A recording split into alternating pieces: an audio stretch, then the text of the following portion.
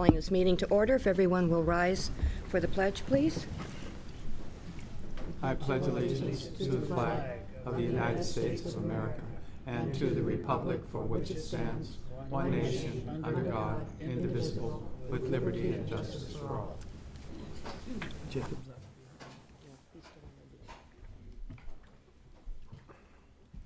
Christine, would you please take roll call? Director Danielson, Present. Director Wallace, Present. Director Stewart, Present. Director Nicholson, Present. and Dr. Eatman is away. Okay. We have next a education session, and the first item is the results of the annual audit with Mr. Chris Henry. Won't be up here for very long. I'm going to introduce Mike McBride, our audit partner. Mike has been with us for a number of years now, performing our audit.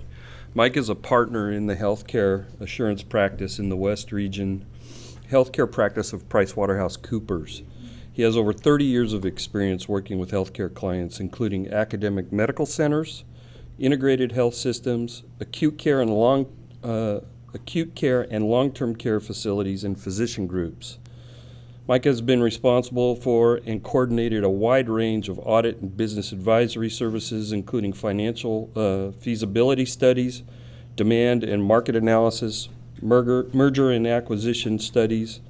He's assisted in the internal audit outsourcing for major regional teaching hospital and has done due diligence reviews in numerous accounting-related projects. Mike is a member of the American Society of Certified Public Accountants and is a certified public accountant in California, Connecticut, New Jersey, and New York. And with that, Mike, I'll turn things over to you.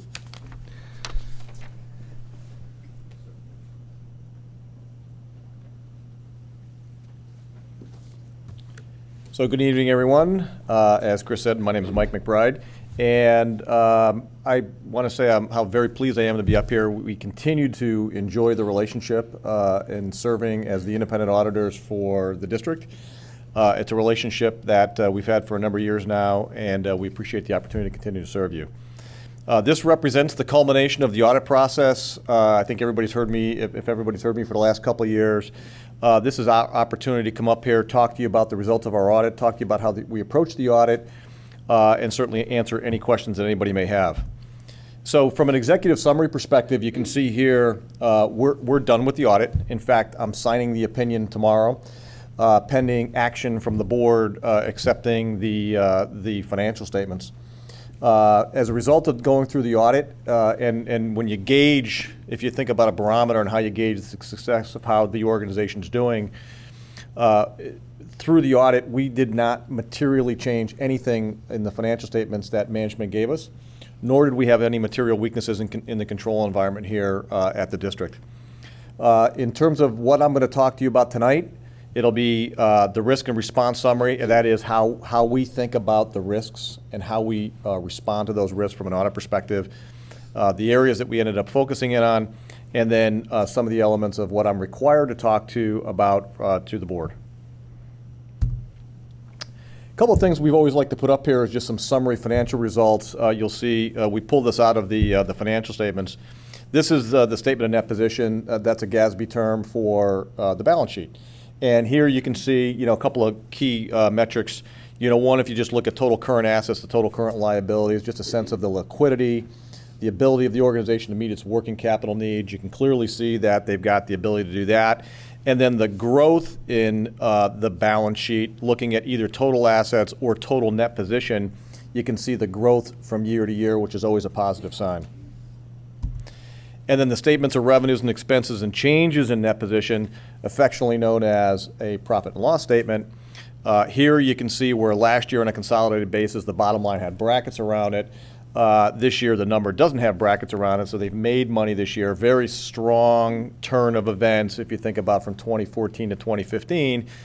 And not to add too much color to it, but when I think about all the things that are going on in the healthcare environment today, the top line pressures, the pressures when you think about the increasing cost of doing business as a provider, it's a pretty positive statement here. In terms of risk and response summary, again, this is going to sound a little bit like an auditor, because I am.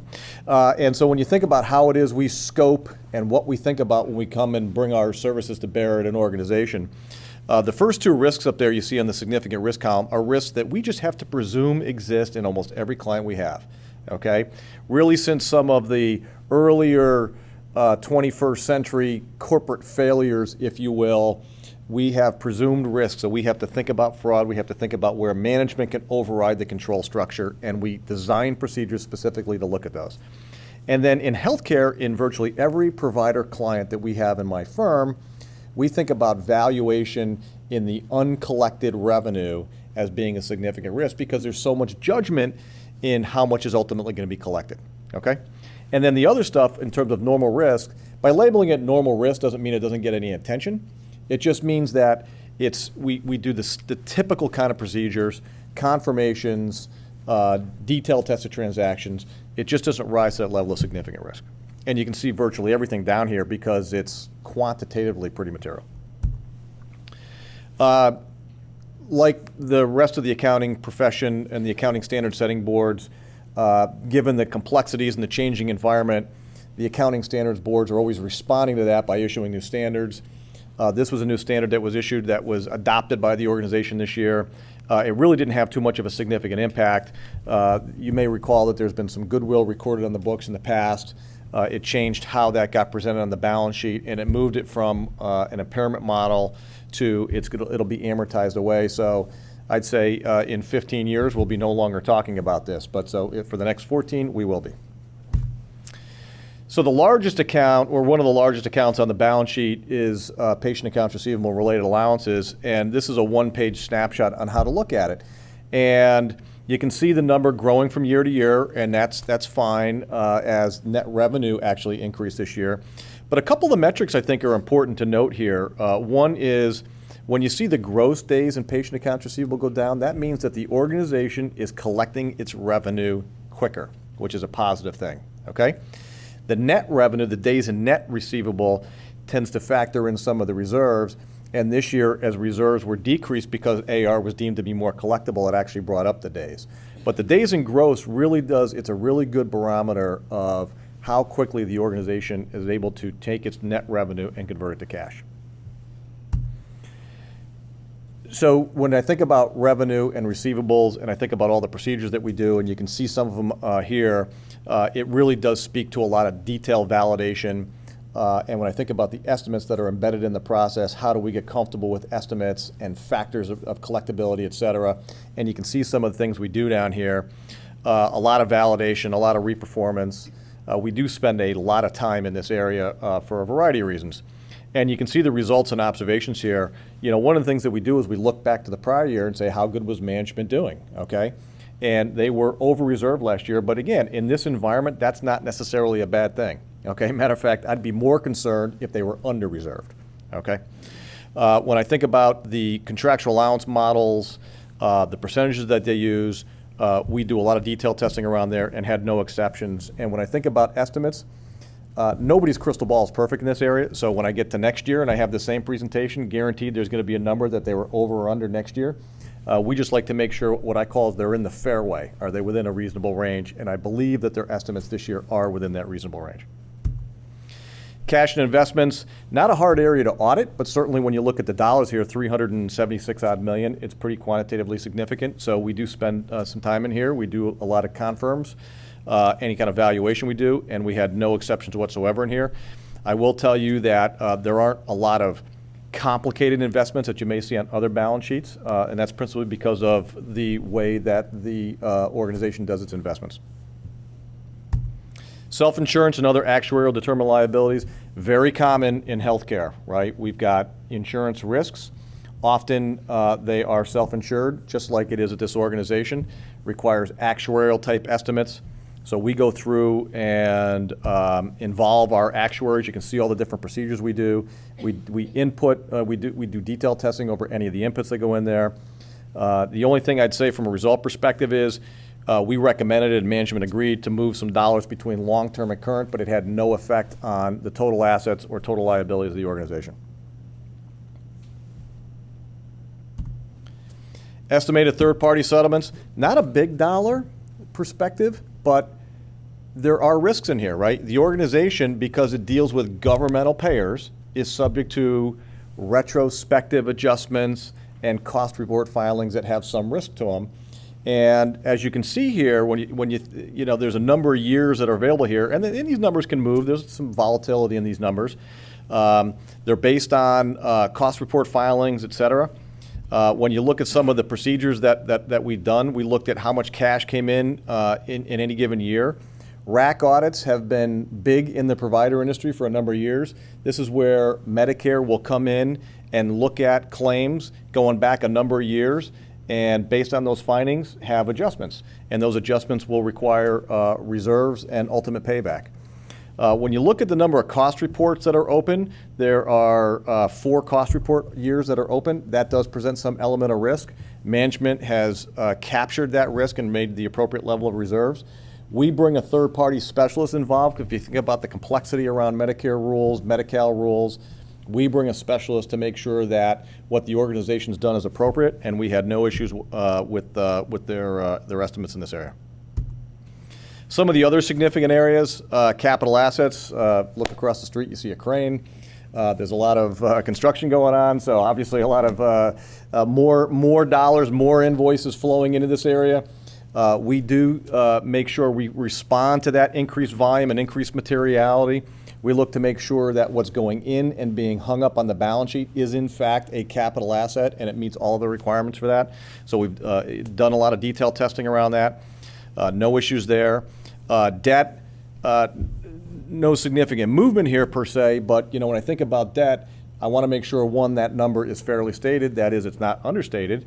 And I also want to make sure, to the extent that there are covenants that the organization has to comply with, that they do in fact comply with those covenants, and we had no exceptions in that area. Accounts payable, accrued expenses, net position, operating expenses, nothing I'd say complicated from an audit perspective, but all subject to detailed testing, both to make sure that what's in there is appropriate, but also that it's classified appropriately. GASB has these net position categories that do matter, so we want to make sure that the way the organization reports these are proper and in accordance with the accounting rules. The other areas here, operating expenses, the foundation, the surgery center, and certainly when I think about the financial statements, as I talk to my clients over the last, 10 plus years or so, and I think about how organizations and the growth of disclosures that are in footnotes and in GASB financial statements in the management discussion and analysis just continues to increase. And when I often talk to my boards about the level of transparency and disclosure in financial statements, I'm often impressed about how transparent organizations are really trying to be. And the same thing I'd say with the district here. There's a lot of disclosures that are in there, but I think it's appropriate so that the reader really has a grasp of what's going on here. And then in terms of my required communications, these are the things that I communicate. I'm required to. My profession says you're required to talk about these things. No fraud or illegal acts. That's always a good sign, right? And when I think about that, we don't take that lightly in my profession. We do very specific, detailed procedures to search for fraud. And if we come across illegal acts or fraud, believe me, we'd be having a conversation with this committee on that, and we're not aware of anything. When it comes to changing accounting policies and practices, other than the implementation of the GASB, we like to see consistency in accounting and policies and procedures, and we saw that. No independence matters, no changes from our planned audit procedures, no material uncertainties. Controls, no material weaknesses in controls, that's a very good thing. No unrecorded misstatements. These are if we find something that management decides they don't want to record.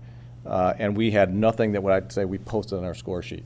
The only adjustment that we had was the reclassification issue that I talked about earlier, going from non-current to current. No disagreements with management or difficulties encountered with the audit.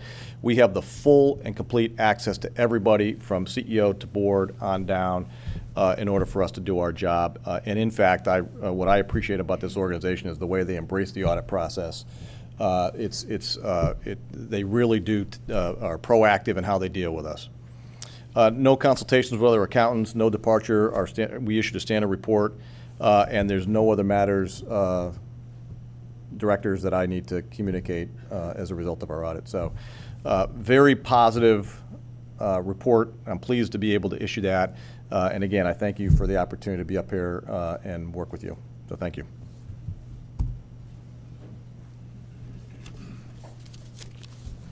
I just want to take a moment and, first of all, thank Mike and his team. Let me tell you, when these guys audit you, you know you've been audited. Okay. They force us to look at things and explain them, and defend them, and frequently challenge us to think about things differently. And from that standpoint, it's a very collaborative process for us. It improves our knowledge and our processes and procedures as we account for the activities of the organization through the year. And I want to thank you guys for that. It's really a valuable process for us. I also want to recognize the folks that are in the heat of the battle with this. Sandy Bemis, our controller. I don't see Dave Tapia here, our director of accounting, and Dan Nardoni is away tonight. But those are the folks doing the heavy lifting week in and week out, not just during the audit, month after month, and are producing the financial statements that we all can rely on from month to month. So I want to thank the team for that. So, Any other board members? Madam President, if we take this action item out of sequence. Okay. And that would be action item A. I'll entertain a motion. Madam President, I move for acceptance of the audit report for fiscal year ending June 30, 2015, as presented, and that the Secretary be directed to publish the report in the newspaper of local distribution in accordance with local hospital district law and hospital policies and procedures. Second? We have a motion and a second. Any further discussion? It's good to have a clean audit. And it was also very interesting to hear Chris's comments. It's nice to know that someone is holding staff's feet to the fire, just so that we can say that we've got a nice, clean audit. That's a good system. Thank you. Financials are not easy. Christine, would you please take roll call? Director Danielson, Aye. Director Wallace. Aye. Director Stewart. Aye. Director Nicholson. Aye. Motion passes. Thank you. We'll go back to the regular agenda. Oh, And it's close to Halloween. This is really scary. I'm going to try and remain objective for the moment. I'd like to make an introduction, please, while you get the giggles under control. We're going to be talking about ICD-10, which became the law for hospitals and physician practices starting October 1st. And up until recently, I was led to believe that the ICD-10 version that we've implemented in the United States is the same as the ICD-10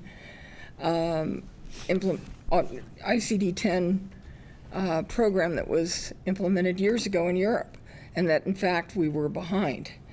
I recently learned that the European ICD-10, which has been in place for quite some time now, took the coding group from 14,000 to 18,000. The United States version takes it to 70,000, and they are by no means the same coding system. So with that, we're going to have a little bit of discussion about what's going on here. So ask Mark Moran, who's our Executive Director of Applications and Projects in our Information Services Division, to come and speak to you tonight. He received his Bachelor of Arts in 1985 from the University of Hawaii with a focus on nonprofits and community service. He began his healthcare career at the Pathology Institute and Alta Bates Hospital. His healthcare IT career began in 1989 while at Alameda Hospital. There he developed interfaces using early versions of the now widely used HL7 interface standard and created scripts for one of the early automated claims processing solutions. From 1990 to 1996, he worked as a healthcare IT project manager, and then in 1996 as the Director of Information Services, responsible for all aspects of Alameda Hospital's information systems and telecommunications. In 1997 to 1998, he led a group of provider-based healthcare IT experts in a joint effort with Citation Computer Systems, now known as Cerner, to develop the next generation of PC-based hospital information systems. From 1999 to 2002, he implemented an integrated suite of approximately 20 applications, including an enterprise medical record and a data repository. He joined Washington Hospital in 2007 as the Senior Director of Information Services, when he was responsible for all application support. Leading up to Epic, he worked on Epic-based enabling projects, Epic to non-Epic interfaces, and data conversions to Epic to help ensure a successful electronic health records implementation using the Epic system. Currently, as Executive Director of Applications and Projects, he is responsible for enterprise applications, integration and interfaces, informatics, project oversight, and project portfolio. With that, I'd like to ask Mark. Before Mark comes to the podium, I'm going to just do some introductory comments and kind of set the framework for sorry, I knocked off our... Oops. For what Mark's going to talk about. As Nancy mentioned, on October 1st, ICD-10 came. And for those of you who are wondering what the heck ICD means, I had to write it down because it's really long. It is the International Statistic Classification of Diseases and Related Health Problems. It is the mechanism by which hospitals internationally document condition of patients and what they're doing to them. It was delayed twice in the United States in 2013 and 2014 at the cost of billions of dollars. The delays cost billions of dollars to the industry nationwide. It really does increase the granularity to which we have to document and report the description of a patient's condition and diagnosis. As Nancy mentioned, in the U.S., it is a considerably expanded set of codes. Nancy noted the increase from 14,000 to around 70,000 for the diagnosis codes. But if you include the procedure codes, it actually blows this thing up to 155,000 codes that we have to deal with. Such useful codes as struck by a duck, bizarre personal appearance. Reimbursement for that one's really ugly, let me tell you. Sucked into a jet engine. We get 2 or 3 of those a day, I'm sure. This one, we really have to watch for Nancy.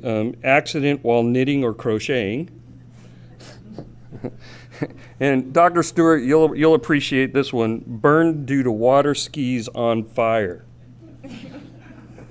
These are real. These are real codes. This is not a joke. I mean, it's ridiculous, but it's real. Yeah, our payment is still based on DRGs, diagnostic related groups, but these are the codes that we have to use to support our DRG that we bill, and it greatly expands the amount of clinical documentation that the clinicians have to provide to support the ICD-10 codes. By the way, the state of California was granted a delay. They were one of 4 states granted a delay in the implementation of ICD-10 because they weren't ready.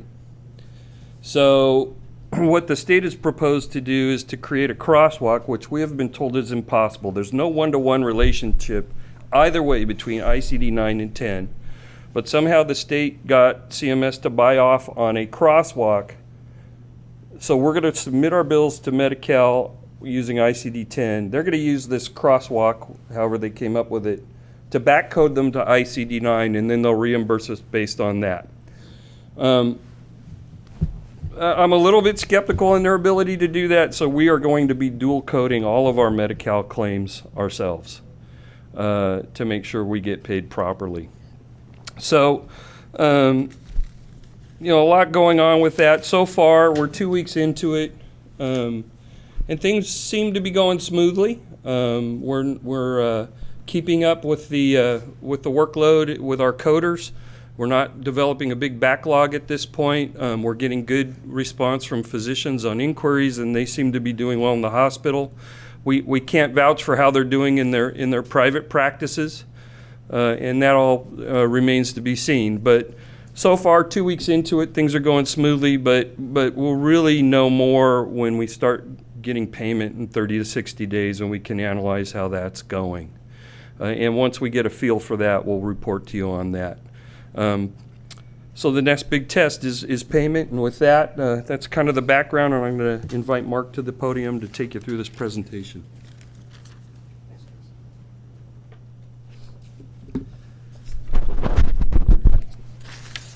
Thanks, Chris. You gave a pretty good background of what ICD-10 is and the challenges that were involved in it. What I'll be going through is a little bit more of the background of ICD-10 and the differences between ICD-9 and 10.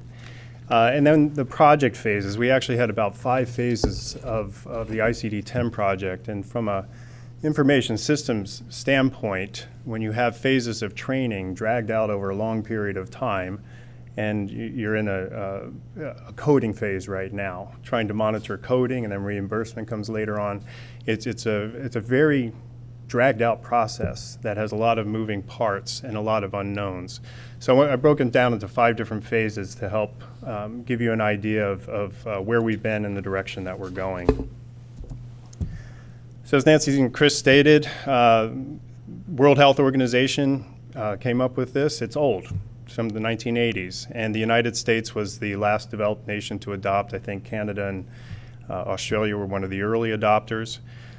In 2008, Health and Human Services announced, let's go, let's do ICD-10, and so everybody started ramping up. It was twice delayed in 2013, 2014, as Chris stated, at enormous costs, including to us, Washington Hospital.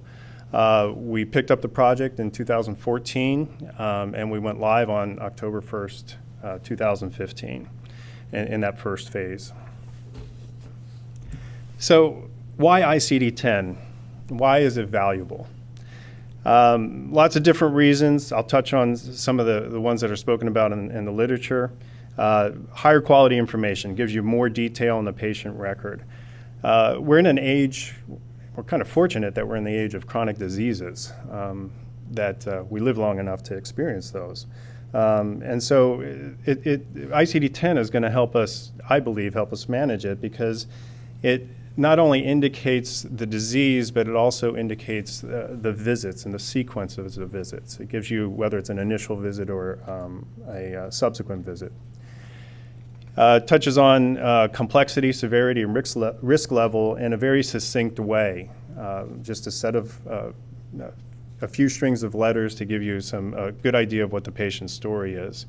And that feeds into care coordination. When you can send a code out to another caregiver or specialist, that helps in the handoff and to give improved patient care. The value of EMRs, we have a lot of discrete data, terabytes of discrete data nationally. Everybody went to the EMRs. And so now if we have some more detailed codes, we can dig into the data a little bit more, see some correlations with other data in the EMR, and hopefully drive improvements. And those improvements can be, you can measure the outcomes, you can dig into the data, get a little bit more specificity into the code, and do some data mining, additional research, et cetera. And then there's also the reduced need to review supporting documentation. That might be a payer advantage. because you send them a code, you have procedures that match that code, and everybody's okay to pay that claim. The other thing, ICD-9 was just out of space. There was just not enough letters and numbers to accommodate all the changes that we have. So as Chris stated, ICD-10, 2 groups, diagnosis code set and the procedure code set, which is for inpatients only. So the ICD-9 had diagnosis 14,000 codes. Now we have 68,000 codes. The procedure codes from 4,000 to 87,000 codes. And if you can imagine you're a physician practice, and for years you've used a cheat sheet for the dozen or 24 codes you might have used in your practice. That becomes unwieldy. You can't have a cheat book. It's just too big. So there's a significant strain upon the physicians to do that. In the hospital setting, we have coders that are working. They were doing dual coding, and they were able to use the computer systems to facilitate this change. But again, it was quite challenging in the physician world. On the left, the bottom line here, you see the 5 characters of ICD-10, very simply a contusion of the foot. If you expand that, one example in the ICD-10 world is contusion of the left foot with the initial encounter. And so you can see that very relatively short code tells a little bit of a patient story there. Here's an example, fracture of a forearm. That's what it might have looked like in the ICD-9 world. Gives you a category. Add another character, gives you the site. Another character gives you the type, then tells you if you're left or right with an additional character. And you finally end up at the bottom with those sets of characters, a torus fracture of lower end of right radius, initial encounter for closed fracture. So that's pretty good information in a single code. There's no direct mapping, as Chris stated with Medi-Cal, from ICD-9 to ICD-10. It's made it very challenging. It wasn't just a simple conversion. We had to do a lot of system changes, and we had to build tools to make it easier for the physicians and the coders. So I wanted to start talking about a little bit about the impact. Well, if you have more specific codes, you require more documentation. And I imagine physicians being told, you have to do this, you have to do this, and you have to do an EMR. And now that we're done with the EMR, we're going to make you do ICD-10. Just so much fatigue in that world. And so more load on providers. The documentation must support the code that's stated.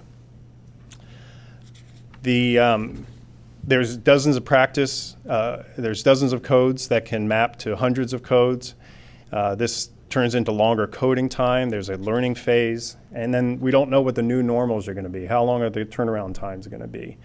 What's it take to code ICD-10 on a routine basis? And then, of course, we expect to increase documentation to back up the level of specificity in the stated code. So if you notice with this slide, they're all question marks. Because we don't know. We're not quite yet in the payment cycle. I did get a notice today that we got a first set of claims paid that were coded with ICD-10. So good news is they weren't rejected. We'll have to do some analysis, make sure they paid them right. But that's what the phase we're in now.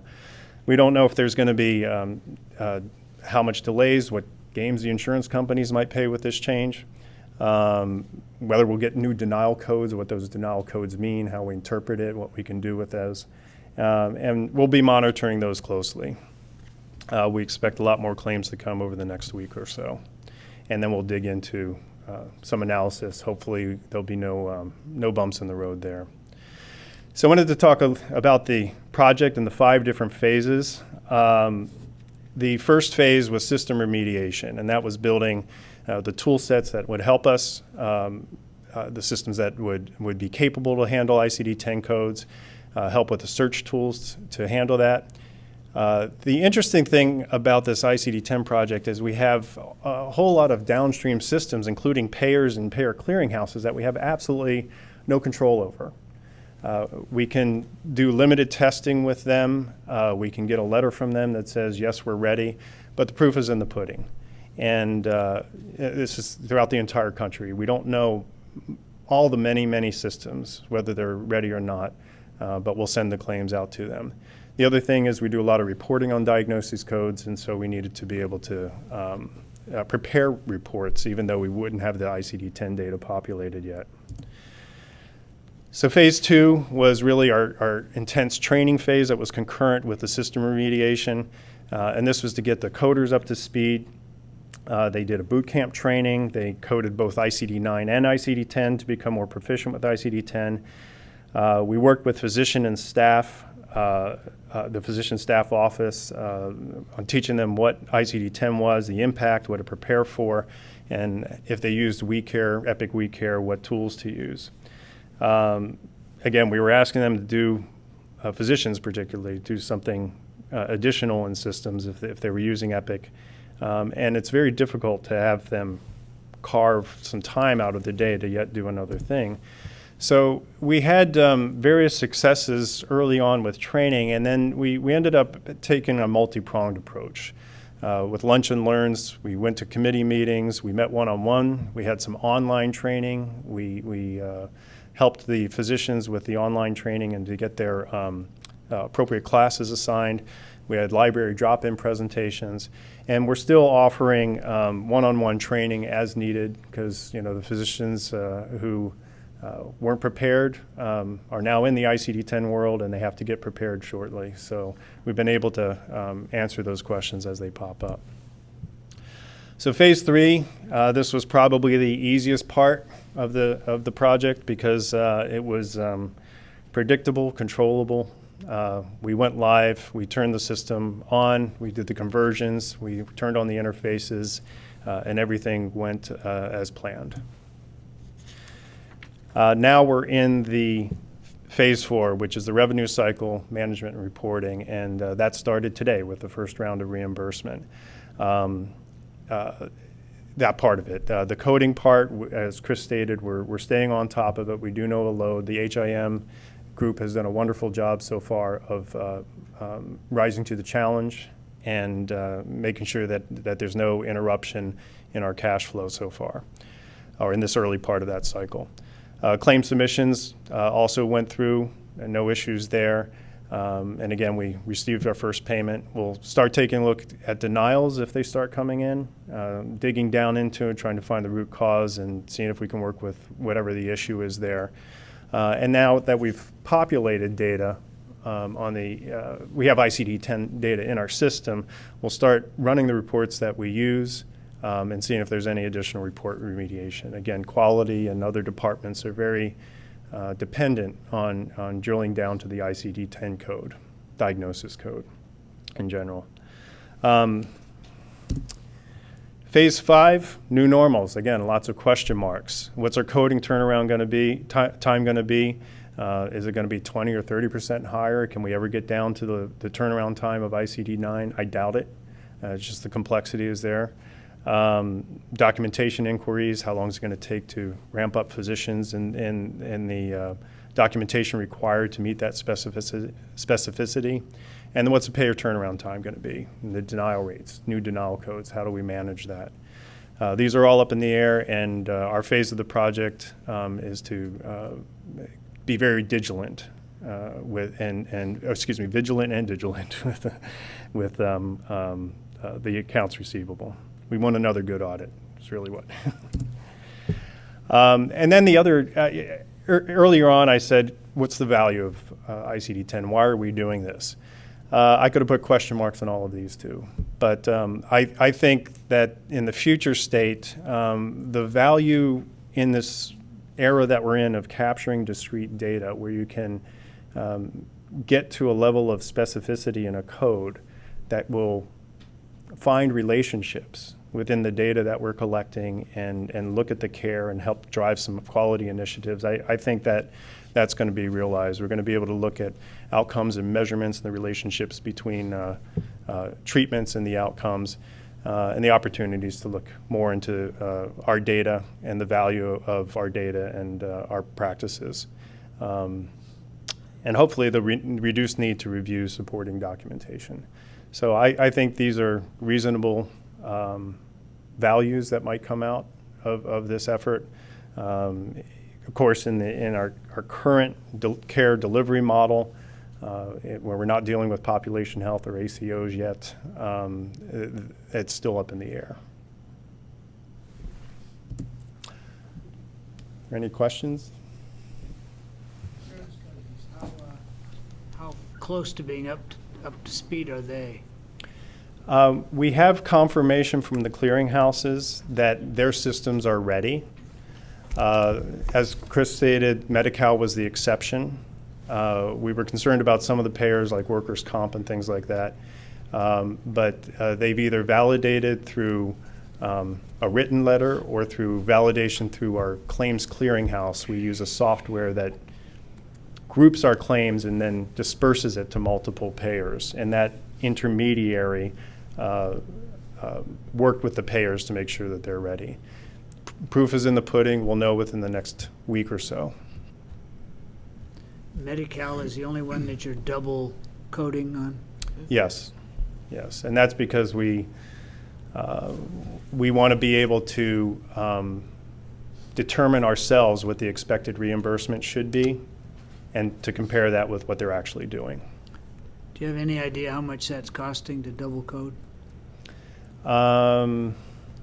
I don't know off the top of my head. I don't know the. I think that's something we'll be looking at. Yeah. As we go along, but there's so many costs associated with doing business with the federal government for which we are not reimbursed, and this is just making an already existing cost a great deal more expensive. Yeah, I was just trying to get an idea of how bad that was going to be. Yeah. Well, I think the other part of this that needs to be spoken to is what it's going to do to RAC audits and cost reports. And it's going to make both of those activities with the federal government a great deal more difficult and a great deal more time consuming and a great deal more expensive. And you may see next year that there aren't 4 cost reports outstanding, but 7 or 8. You know, or RAC audits. What do you do with a case that entered prior to October the 1st under ICD-10, and now it's after October the 1st, and there are more procedures? So they're kind of a hybrid, Part Yeah. 9, Part 10. How would you deal with that? That's a good question. The cutoff is very clear. The payers are will accept only ICD-9 code prior to September 30th and prior, and ICD-10 code after. And so for inpatients, it's the discharge date. So if they were discharged on October 1st or after, it's 100% ICD-10. Well, in terms of having a patient's history, if you were going to, one of the benefits of ICD-10, I understand, was having a log of the history and that.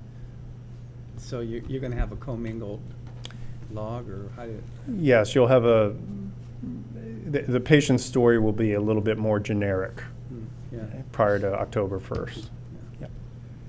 And if you're searching for data, like sometimes we might need to search for a first visit because it's not in the ICD-9 code, so we'll have to look for a date field in the ICD-9 world, and ICD-10 we may not have to. Yes. Thank you. Thank you. I was talking with Pat Yeah. before the meeting started, Well, I'm waiting for Bill to come and back. she was telling me, and she is a medical records consultant by trade, that the ICD-10 codes make depression and dementia the same thing. Jeez. Do you have any comments, Bill, before I get started? This is obviously going to be a work in progress, and it's going to take a long time for everybody to adapt to the detail and to see how it affects our reimbursements. I think that's the biggest fear that I have for this institution, as well as for all of the medical staff, that the continued flow of reimbursements come in a reasonable fashion. I know in my own practice we're setting aside reserves to be able to try to weather the stormy waters ahead. But this is going to be a real challenge. I'd be curious to see what Dr. Choi has. I know has to say. I know he's pretty up on IT and other things, and is very well connected in with the medical staff. But I think it's very good that we moved into Epic. That gives us an opportunity to have a database to get our ICD-10 codes and use them, especially here in the hospital, if not in the office, if you're on Epic in your office. It's a huge challenge. I think a lot of physicians are very reluctant to do anything new, as someone has mentioned, and it's going to be tough to convert everybody to think this way. I think that, like many things the federal government has created around reimbursement, the intention is to slow cash flow.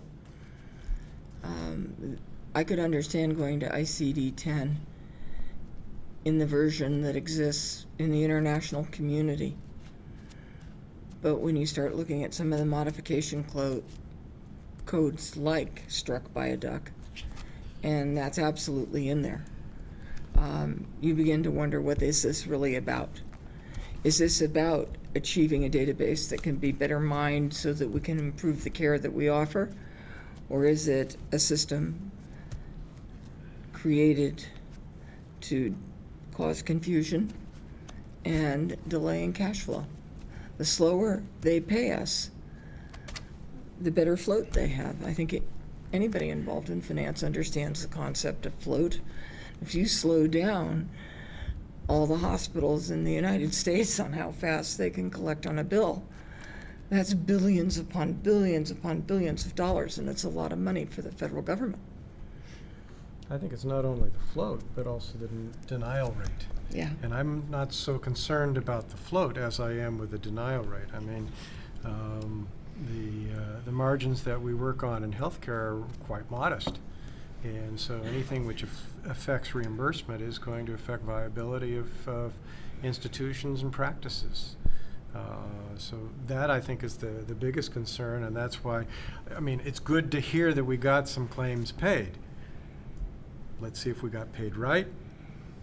Let's see if the money is flowing in as it should be. I know that's my biggest concern. I was working with my own billing staff to make sure everything, we were working late on September 30th to get everything in for September 30th. And October 1, claims were being submitted. We're submitting claims nearly every day, where that was never the case. And we're seeing to see if we're going to get paid. Well, it creates an abundant field over which people can argue. Mm-hmm. Mm-hmm. And it's just... And we know who's going to lose. We do, every single time. Right, exactly. And it's no secret that the Medicare Trust Fund has been approaching bankruptcy, and the Social Security Fund as well. And these are temporizing measures. I would first like to thank Mark for his analysis. I want to add to some of your comments. And I am going to date myself here terribly, but I started with ICD-8. I watched it transition to ICD-9, and it was a very small bump in the road, just more of the same. Clinical modifications came in, so pardon my habit, it's always ICD-9-CM to distinguish it from ICD-9, which was used in a lot of our European countries, in Australia, those with government-supported healthcare plans who didn't really care about the reimbursement part of it. They were looking for the data. And ICD coding was originally started for data collection. And it is a great tool for this. I've used it many a time trying to find information for a physician. So I used the codes to find the charts to give the physician the information that he needed. So it can be a very, very useful tool. What I have found myself down in the trenches, one facility, the computer was updated to ICD-10 about 5 days before September 30th. So we had a very mad rush to code all of the lab and switch it over to ICD-10 so that we could bill those, because that billing became due October 1st for the Medi-Cal patients. And yes, California is one of 4 in the country, and I am very, very concerned about the transaction or the translation from ICD-10, from 9 to 10, and then 10 back to 9, because it doesn't always go smoothly. I found a very, very reliable website, and you pull up you put in the ICD code, it will translate it over to ICD-10, but it tells you that you've got 300 possible codes to pick from, and it becomes more and more specific as you go. So I too am waiting, and this is mostly in the skilled arena, how this is going to filter through on reimbursement. And it's very nerve-wracking. And as I told you earlier, depression is depressing me because it doesn't translate very easily. And a lot of seniors will have depression. And doctors screen for depression with our seniors, and it puts it into the dementia category. And I've been trying desperately to find the right code, and I haven't been successful with it yet. But I am going to a workshop later this month. And I hate to frighten you, but ICD-11 is on the way. I just got some information the other day.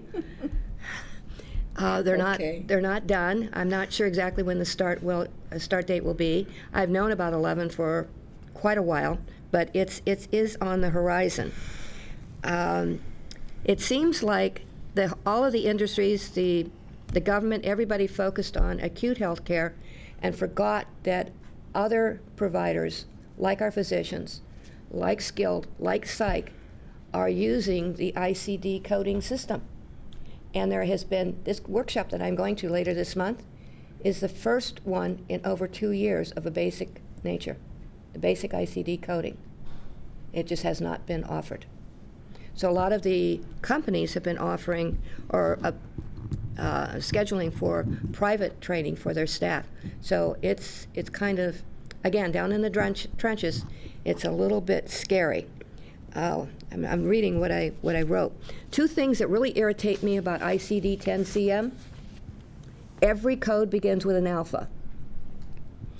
The person that kept the letter I and the letter O nasty things should happen to them. Because I is hard to write. It's going to be error prone because it can be mistaken for the letter 1. And if all of you remember, when computers first came out, a 0 always had a line drawn through it to distinguish it from the letter O. So we also have the letter O, which is confusing people. And I've used that as a test now for several years to train people that every code begins with an alpha. And that's going to be hard to remember. And it gets more. Oh, okay. I thought you were laughing. No use coughing. There's a code for that. Yes, there is. Either I'm going to go blind or crazy. During board meeting, there's a code for that. During board meeting, to the left of the president. I am going. There's a laterality. I'm going to look that up. Initial occurrence. And all of these codes, actually, a number of them have been around for many years. They just haven't been in use. I had to look up one time I read all the codes, and I didn't understand what some of them were. There's free falling, and then there's I think it's free jumping. When people jump off of buildings as a sport. Base jumping. Base jumping. I had to find out what that was, because there's a code for it. Because if you have an accident, you have to lead it back to that. Fortunately, I don't have to use those codes. Most of them don't need codes. They need an undertaker. I'm sorry. That's a I'm sorry. I didn't mean to cause that. Well, it's quite challenging, quite interesting, and yes, I was as many years as I have been coding and teaching coding. I was surprised at how long it was taking me to do it. I figured, okay, it's more of the same with a slightly different twist, and it's not. And I don't think that that's going to go away. So, Dr. Stewart, you were right on in asking your question, because it is very, very time consuming, And I too am waiting to see how the insurance companies and the government translate all of this. And what I have heard too is that not all of the insurance companies have bought into ICD-10. So maybe my information is a little bit dated, but Remains to be seen. it remains to be seen. And we'll just have to wait it out. And how workman's comp is going to deal with ICD-10 is another good question. Don't know. Don't know. But it is a very, very good base for collecting data. And it's going to be bigger. I call my coding manuals, I use the computer and a hard copy, I call them a doorstop. Because that door is not going to go anywhere if you put that book in front of it. It's huge. And that's just the one book. So there's a mapping book as well, but most of the computer systems I found are a little bit easier to use. And there are pages upon pages of brand new codes that never existed before. So my heart goes out to all of the coders everywhere. It's challenging. And I would have to say, Mark, please have patience with them. And make sure that they keep getting educated, because I think that's the key to all of it, and keep up on all of the information that's coming down.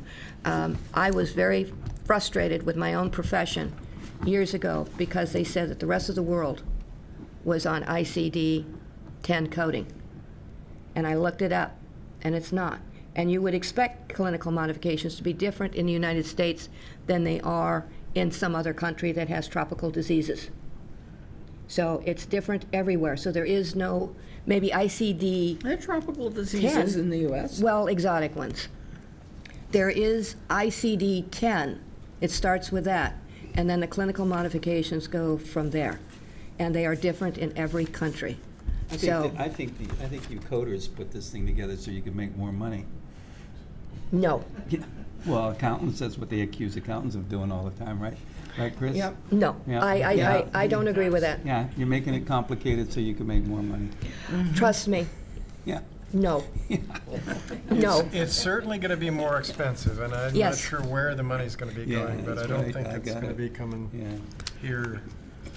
And unfortunate, it used to be where you used to be able to take someone with minimal amount of knowledge and teach them how to code, but you can't do that anymore. They have to go to regular educational classes and sessions and re-education. So it's not the easy thing that it used to be when I started out with ICD-8. But the thing that saved me on this was I also had to learn Snowdo coding, which was a combination of letters and alphabet. So, and I thought it was very, very complex, and it never went anywhere, but I think it was reborn as ICD-10. So and doctors, please, doctors, you need to document. You need to be, all of you doctors, you need to be very, very specific, because that's my other challenge. I rip into the chart to try and find that one magic code, and I find nothing. Nothing. So I think there's 2 full pages on hard copy on cataracts. So it's not just having a cataract, you've got to have all of this other information. Glaucoma is the same way. All this other information that goes along with it. So I'm just using this to try and help the public and everybody understand this is not simple. This is very, very complex. So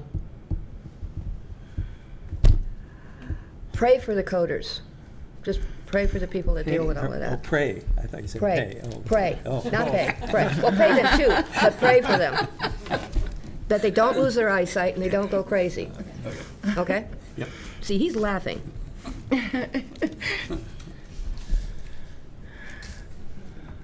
Hey, everybody's in the same soup together, right? This is a huge soup, yes. Yeah, okay. Yes, it's a very big soup. So, thank you again for the presentation, and please keep us posted how it's going, because like I said, I am worried too about the reimbursement situation, particularly with Medi-Cal, because it just doesn't translate back and forth real easily at all.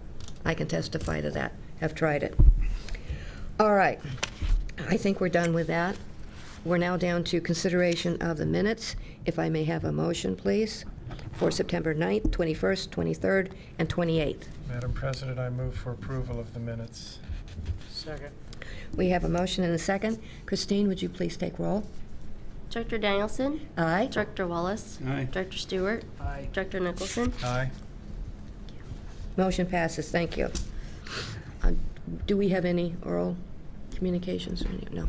No. Okay, seeing none, we'll move on to written communications, and Dr. Achanta was not able to be here this evening, so we are blessed with Dr. Timothy Sow. Choi. Choi, thank you. I'm here to present the credentials action items, and starting with appointments, we have 2 new applicants. The first is Nanesh Gandhi. He's an MD under the specialty of cardiology who is applying for active privileges.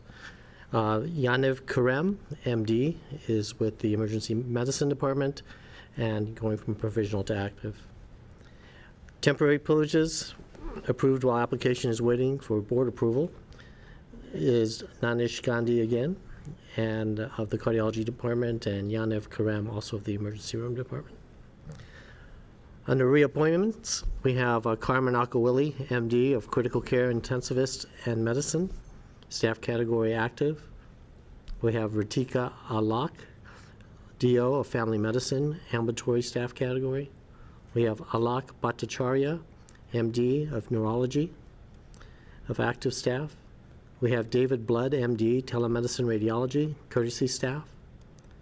We have Abigail Goetz, a PA at surgery, allied health profession. Amy Harold, MD, obstetrics gynecology, active staff. We have Ravinder Kalan, MD, neurology, active staff. Kenneth Kelson, MD, gastroenterology, active staff. Richard Long, MD, urology medicine, active staff. Kapil Kumar Patel, MD, pulmonary medicine, active staff. Veena Puri, MD, pediatrics, active to ambulatory staff. Seema Ricky, MD, internal medicine, active to ambulatory staff.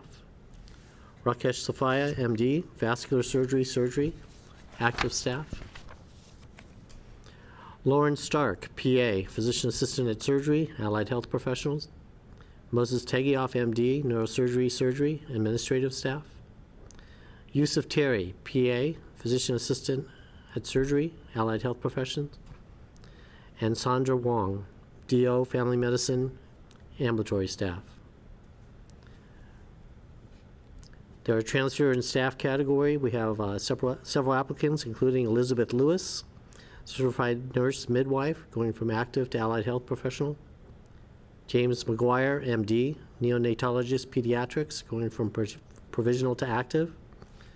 Jack Rose, neurology medicine, going from provisional to active. Randeep Tiara, MD, emergency medicine, provisional to active. Veena Puri, MD, pediatrics, active to ambulatory. And Seema Ricky, MD, internal medicine, going from active to ambulatory. Under the category of completion of proctoring and advancement in staff category, we have Dr. Bhavna Malik, MD, infectious disease and medicine, going from provisional to active. And we have Dr. Sylvia Mueller-Torres, MD, infectious disease and medicine, going provisional to active. Under resignations, we have Victoria Tung, PA, physician assistant. And that's the end of this report. Thank you. Do we have a motion for that, please? Madam President, I move for approval of the credentialing action items as presented by Dr. Choi. Second. Thank you. Christine, would you please take roll? Director Danielson? Aye. Director Wallace? Aye. Director Stewart? Aye. Director Nicholson? Aye. Motion passes. Thank you. Debbie, Hi, good evening. we now have the Service League report. We do. I'm going to talk about some other things first before I get to the highlight of this last month, being yesterday. We had our information session in September with 106 attending, and our next orientation session will be this month on the 23rd. And at this point, we have about approximately I think it's like 35 people that will be bringing through orientation. So we're hoping that everybody will show up that's applied and gone through the process. The gift shop committee, on my report, I had, we are kind of going through some growing pains with the gift shop. Sales have really been down lately, and we really want to figure out exactly what we need to do to boost our gift shop.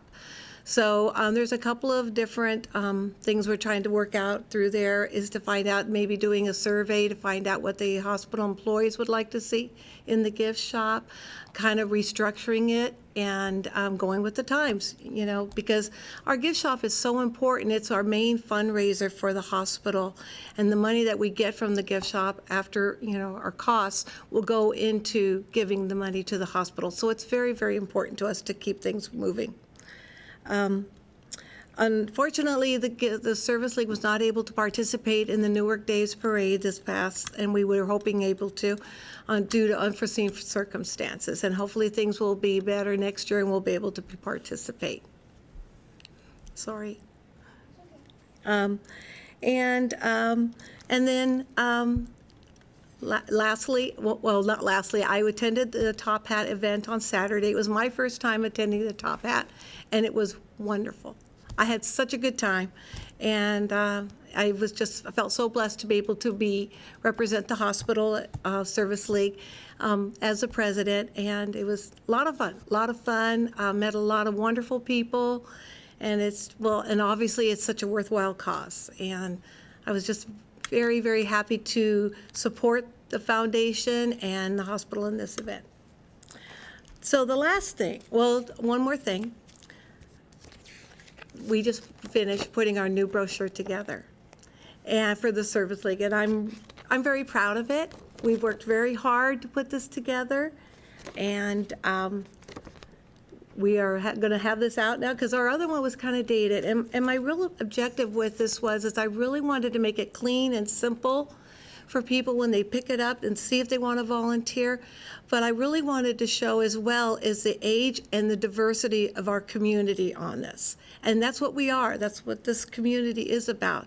So I think we've met that objective, and we're going to move forward. And thank you for your support, Nancy, and making this happen as well. And then lastly, yesterday we got to celebrate our 60th anniversary. And this was wonderful. We had a great time. It was so well done. I can't thank the committee, the hospital, Nancy, the board, everybody for supporting this celebration of our 60 years and all the hard work that went into making it happen from the foundation, from Angus, from Shannon, from Denise Stones, from the video crew. I mean, they did a great job there. The pictures, you know, Christy, Mary, Isela, and also Isela was very helpful in supporting me and helping me get through this as well, which I totally appreciate. And it was just a great time to see. We had 12 past presidents attend, and that was delightful. And some of them I didn't know, but they made history for us. This is what the Service League is, and it was amazing how many people that were out in the audience that I didn't know. I was quite surprised. So it was, we got these beautiful, beautiful pins. And I know, Pat, you had mentioned how much you enjoyed yours, and they are really, I think they came out really nice. We selected a great compliment to our 60 years. And I just, from bottom of my heart, I want to thank you for making this possible, because you guys really, and my flowers, oh my goodness, they were gorgeous. They were just beautiful when I put them in the vase. So thank you. Thank you for your 60 years of service to all of them. And if I'm not mistaken, there were 2 of the original? Yes. Yes. I didn't miscount? Del Willard and Yeah. Laura Pisano were both Yes. there. Yes. And they're charter members. I mean, that's just amazing. It's just- the stories that they could tell. Yeah, and Yeah, do. it's just- And do, Yeah. and do. Yeah, Yeah. wonderful. It's amazing that it's not only 60 years, but several of the original Service League members are still here. Right. Exactly. Year after year after year. Yes. And I'm still astounded by that. Yeah, I mean, I was just looking today at all of our, the proclamations that we got from the various, government, and they're all up in the Service League. And if you want to see them, they're all up there, and we're going to switch them out with the 50-year one and make some more space on another wall in the office for them. But, and they're beautiful. They're beautiful. But I noticed, like Nancy Pagan, 32 years she's been volunteering, and I'm kind of a rookie with 12 years, but every year counts and every volunteer is important. So. And I was glad to see that Pinky Moo was there as well. Oh, of course, and Dinky Yes. Doo was and her baby little one, and also Dr. Brooks, you were great. He kept us well entertained. I'm not sure you should encourage him. I don't know. Some of those jokes they weren't off color or anything, but they were. I don't know. We have to work with him on the jokes. I know, but he was fun. It was Nancy's fault, yeah. It was a great event. So thank you so much. It was absolutely great. Great. Thank you for your report. Dr. Choi, you're up again. Good evening. Next, I'm giving the medical staff report, and like to report that there's 559 members of medical staff, of which there are 343 active members, 3 administrative, 17 allied health professionals, 67 ambulatory staff members, 3 consulting, 29 courtesy members, 95 provisional members, and 2 with temporary privileges. Thank you. Nancy, we're Start with the video, please. great.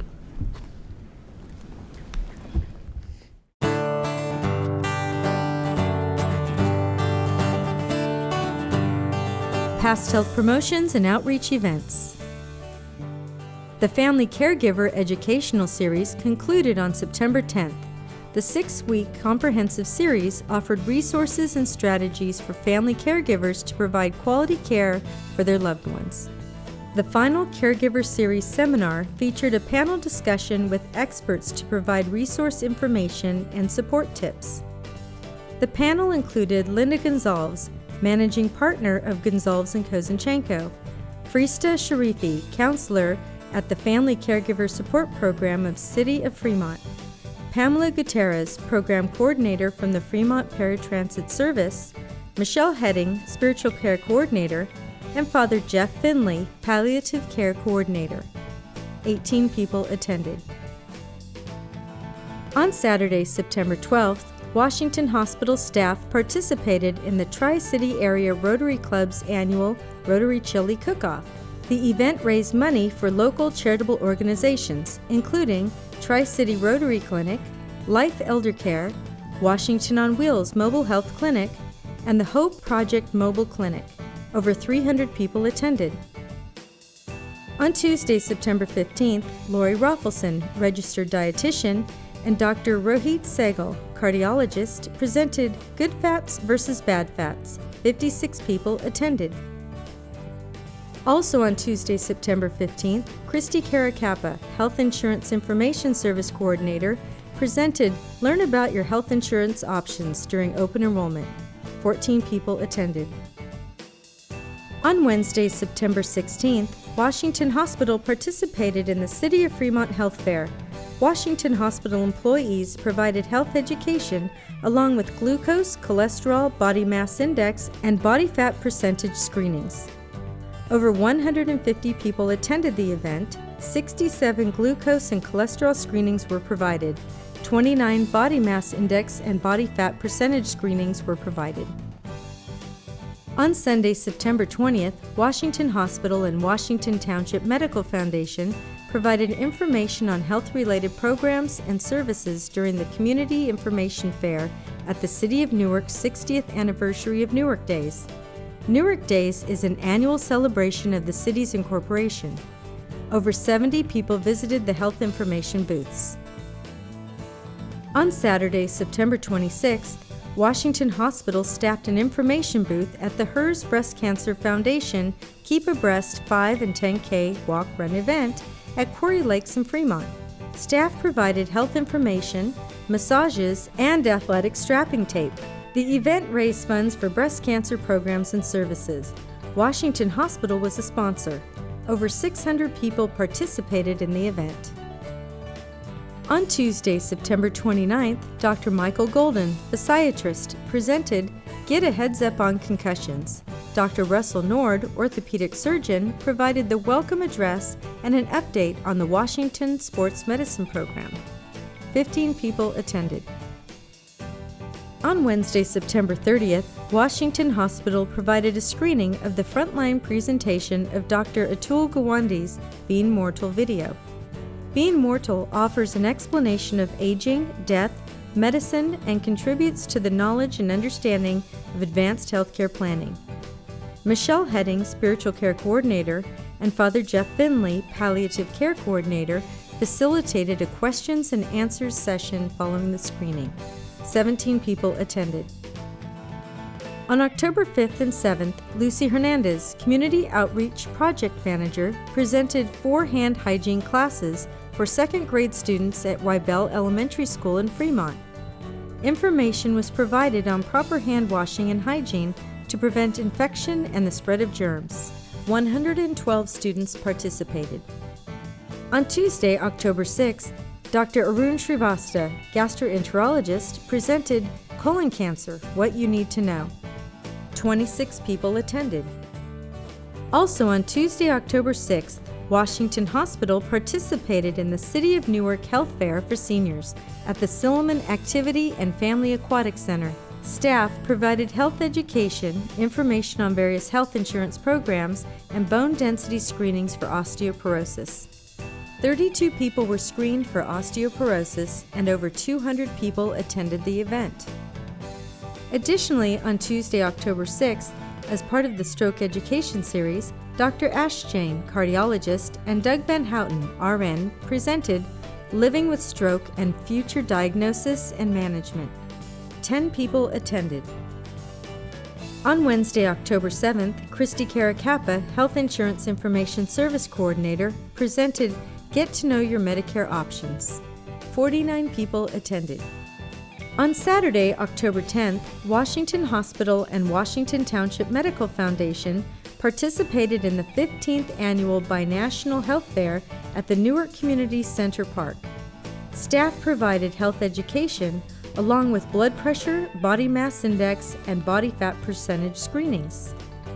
Over 300 people attended the event, 43 blood pressure screenings were provided, 17 body mass index and body fat percentage screenings were provided.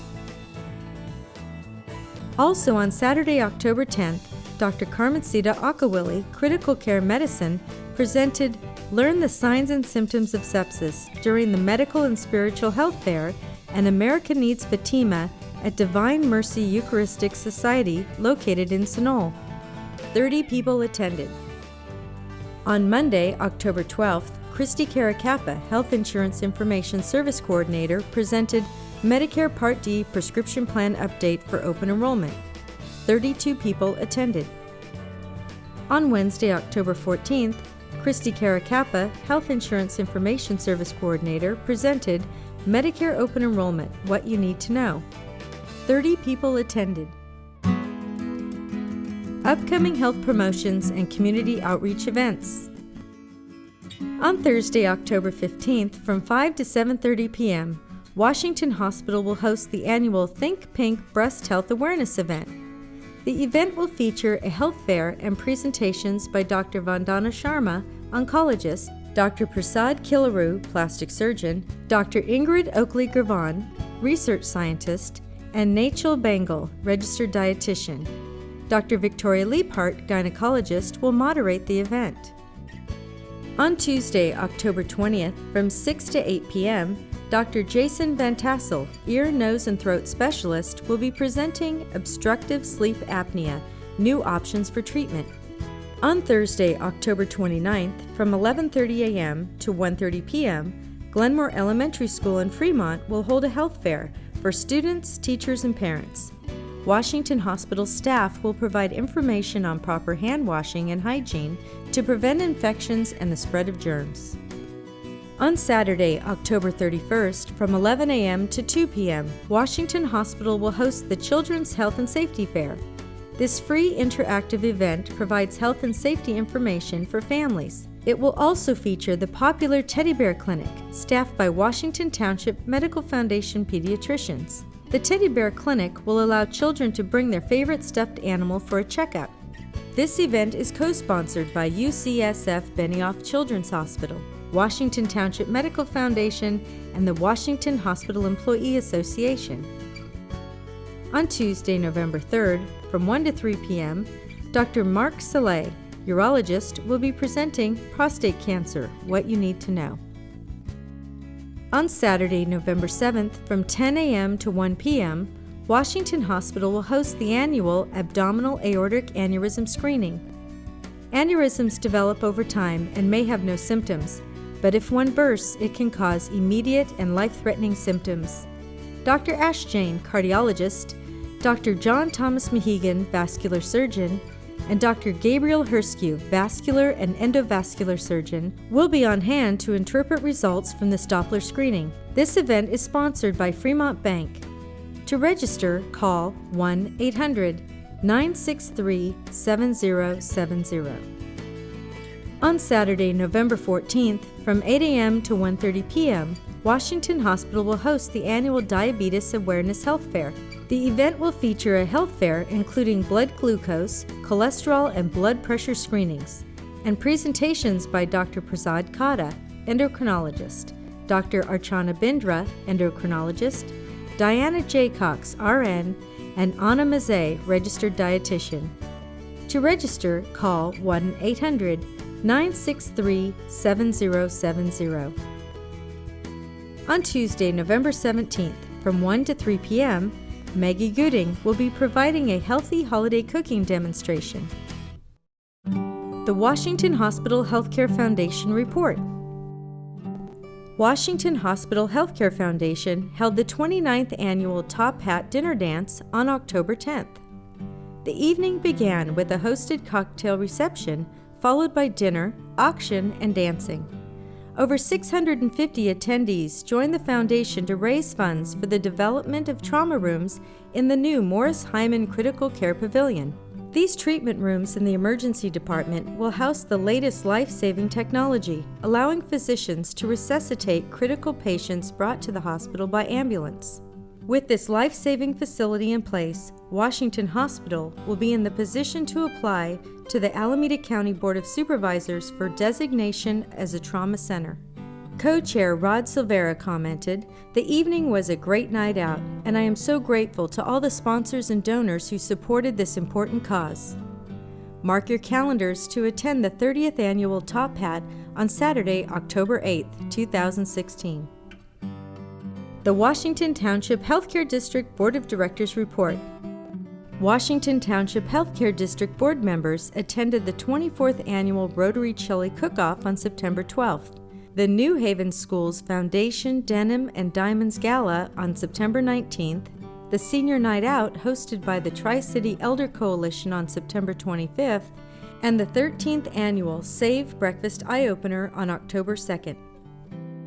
Board members also participated in the Newark Days Parade, where they won first place in the Classic Car category on September 19th. Washington Hospital Employee Association, WIA. On Friday, September 18th, WIA organized a second blood drive this year with the American Red Cross.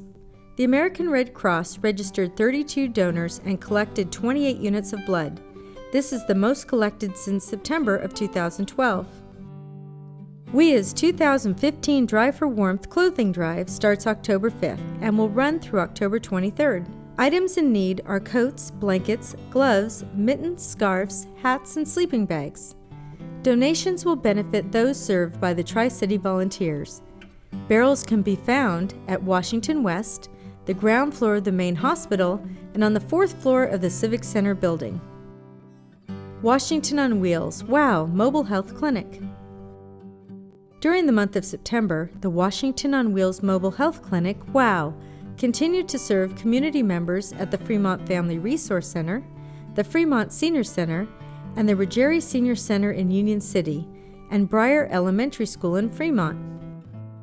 WOW also provided occupational health services, including influenza vaccines, at Columbus Foods, a producer of fine foods, Lee's Imperial Welding, producers of structural metals, and Plexus, an electronic manufacturing company. These companies are located in Fremont and Hayward. The total number of community members receiving health care at the Washington on Wheels Clinic during the month of September was 190, with 153 receiving occupational health services. Internet marketing. Washington Hospital's website remains very active. The hospital's employment section was September's most viewed webpage, with 15,958 views. InHealth, Channel 78. During the month of September, Washington Hospital's cable channel 78, InHealth, captured new programming, including 2 health and wellness programs called Good Fats versus Bad Fats and Get a Heads Up on Concussions, 2 family caregiver series programs, Legal and Financial Affairs, and a panel discussion, and a Diabetes Matters program called Diabetes and Polycystic Ovary Syndrome. InHealth also aired the September Board of Directors meeting. Additional events. On Tuesday, October 12th, Washington Hospital hosted a luncheon to celebrate the 60th anniversary of the founding of Washington Hospital Service League. Over 180 Service League members attended to help celebrate the occasion. The lunch was emceed by Dr. Al Brooks, Chief of Medical Affairs, and entertainment was provided by choirs from Newark Memorial High School and James Logan High School. There were 12 past presidents of the Service League in attendance and 2 original charter members, Laura Pizzano and Stell Willard. Commendations to the Service League were received from many elected officials, and the Mayor of Fremont, Bill Harrison, addressed the audience on the Service League's unparalleled example of community service. For more information on any of the programs mentioned, visit WHHS.com or call 1-800-963-7070, and please follow us on Facebook and Twitter.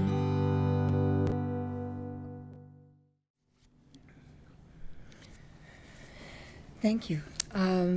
I'd like to announce that the preliminary net receipts on Top Hat are $265,000. That's not quite a complete record. I mean, it's second most that we've raised. Without wanting to bring the mood down, I think that it's very important that we mark the passing of one of our hospital communities' important and beloved people, and this is about Jim Stone. Our family became smaller with the passing of Jim Stone. He was a long-term member of our community and a member of the Hospital Development Corporation Board of Directors. He'd been a member of the DevCo board since he was appointed by the hospital board in March of 1994, and he served as the board's treasurer for more than a decade. And during his more than 2 decades on the DevCo board, he was instrumental in providing board leadership, as can be seen by the many important initiatives that were initiated during his tenure. And some of these include, in 1996, the Ohlone Student Health Center opened to provide access to health care for their students. This was done under the DevCo auspices. In 1996, our occupational medicine program was established under the Development Corporation. In 1998, Washington's Urgent Care Center opened in Washington West to provide access for immediate care for urgent medical and occupational health issues. In 2001, our Radiation Oncology Center was relocated from Stivers Court to Civic Center Drive, and he was part of the development of our new Radiation Oncology Center. In 2003, Washington on Wheels Mobile Health Clinic became part of services provided through our Development Corporation. In 2003, the Child Care Center opened in partnership with Cadango. In 2006, the Nakamura Clinic in Union City opened. And in 2009, Washington Outpatient Rehabilitation Center moved to its new location in Civic Center Drive.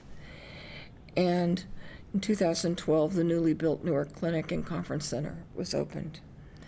In addition to his leadership contributions on the DevCo board, he was instrumental in the planning of the Infusion Center and helped advise on everything from the selection of furniture to snacks offered to infusion center patients during treatments. He was also a founding member of the Board of Trustees of Our Healthcare Foundation. He served 3 terms from 1983 to 1992 and sat on the Investment Committee and the Nominating Committee. Jim and his wife Fran Stone, by whom he has survived, have been involved with the foundation for 33 years and have been an unwavering supporter of its gala top hat since it was first held in 1987. To all of these roles and many more, he brought a sharp intelligence, a keen wit, and an unflagging sense of humor. His leadership, contributions, and commitment to DevCo and the greater Washington Hospital family will be missed.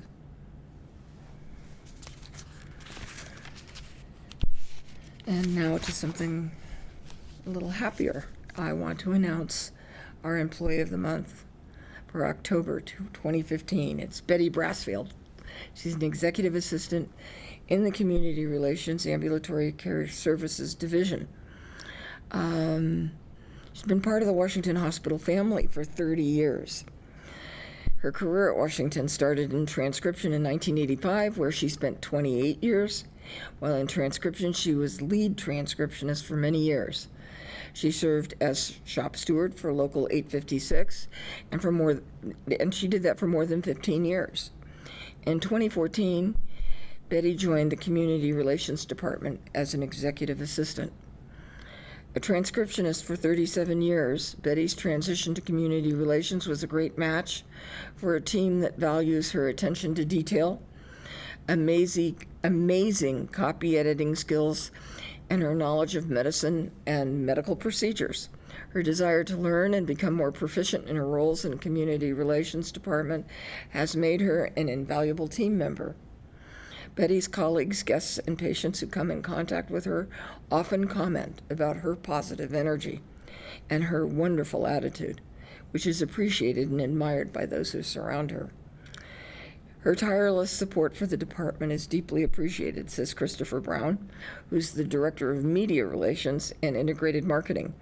The word no is not part of Betty's vocabulary, as she's always eager to help. She is a bright spot for everyone who comes in contact with her. In her free time, she enjoys gardening and spending time with her 2 adult children, Elizabeth and Eric, who are her proudest accomplishments in life. And I can't tell you how pleased I am that she was nominated. She's just a wonderful employee. We're very lucky to have her here with us.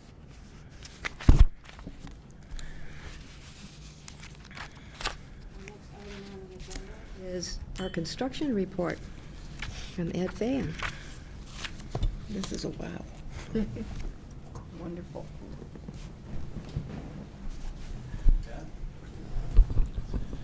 So this is the construction report for events that occurred through September 30th. And we'll start with the parking garage. As you can see, our parking garage is moving along on time. If you look out there today, we're up on the 6th floor now, and we have a total of 7, and our plan was to get there by December, so we're doing well, may even beat it by a few days. So this is down on the lower floors. We're starting to do the sprinkler installation. That will be throughout the entire facility. I've also been asked by people about, are there going to be alarms or stations that somebody can communicate with security? And yes, there are. They are located throughout the garage, as are our security cameras. This again is maybe a little repetitive, but it's good news. It's showing you that we're laying out forms now for the 6th floor And you can see the pouring of the ramp that goes from 5 to 6. This is the creation of the forms. And then they made the pour from going from 5 to 6 towards the end of September. And they are currently laying out the forms for the 6th floor.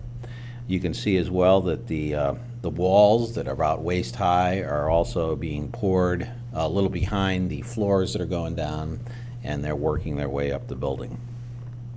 The last thing I should have pointed out on the schedule, the last thing is to go in will be the elevators.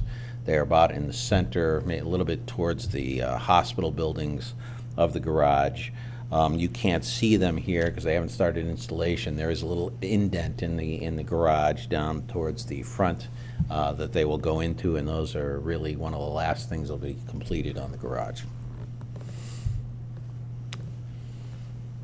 So we're still moving along on schedule. For the Hyman Pavilion, something to note on here is you can see that things like installation of base isolators was supposed to start October 1st and be done in the first part of November. Those are largely in place already. They just finished pouring the last pedestal bases last week, so the isolators will be done. It could be about a week early on this. And then you'll also note that we move into the structural steel installation on November 10th, and that is on schedule. And we've already received a confirmation of a lot of the steel already being completed in the state of Utah. So this is just some compaction that's going on in the back half of the Hyman Pavilion over by the tunnel connection. Here you can see the bases that are starting to go in, and you can see how they are aligned between the pedestal bases, and they are like that pretty much throughout the entire sub-basement. This is another thing that's going on concurrently, which is finishing the exterior of what they're calling the moat wall. This is the exterior wall that the building will sit within, and this has to be, as you can see, have some waterproofing and other things put in it. And this is slated to be completed about the same time as the pedestal bases. Also, there's been for almost the entire length of this project so far, there's been a ramp that trucks moved down and have moved a lot of concrete, taken all the dirt out. That's in the process of being closed, and that also should be closed by throughout the month of November, maybe early November. And so that will be followed by further concrete and waterproofing going in the base. So, knock on wood, by the time we have water coming down, rain coming down, that we'll have that space pretty well waterproofed and closed in. This just shows you one of the electrical vaults. This is actually the main vault that's located in the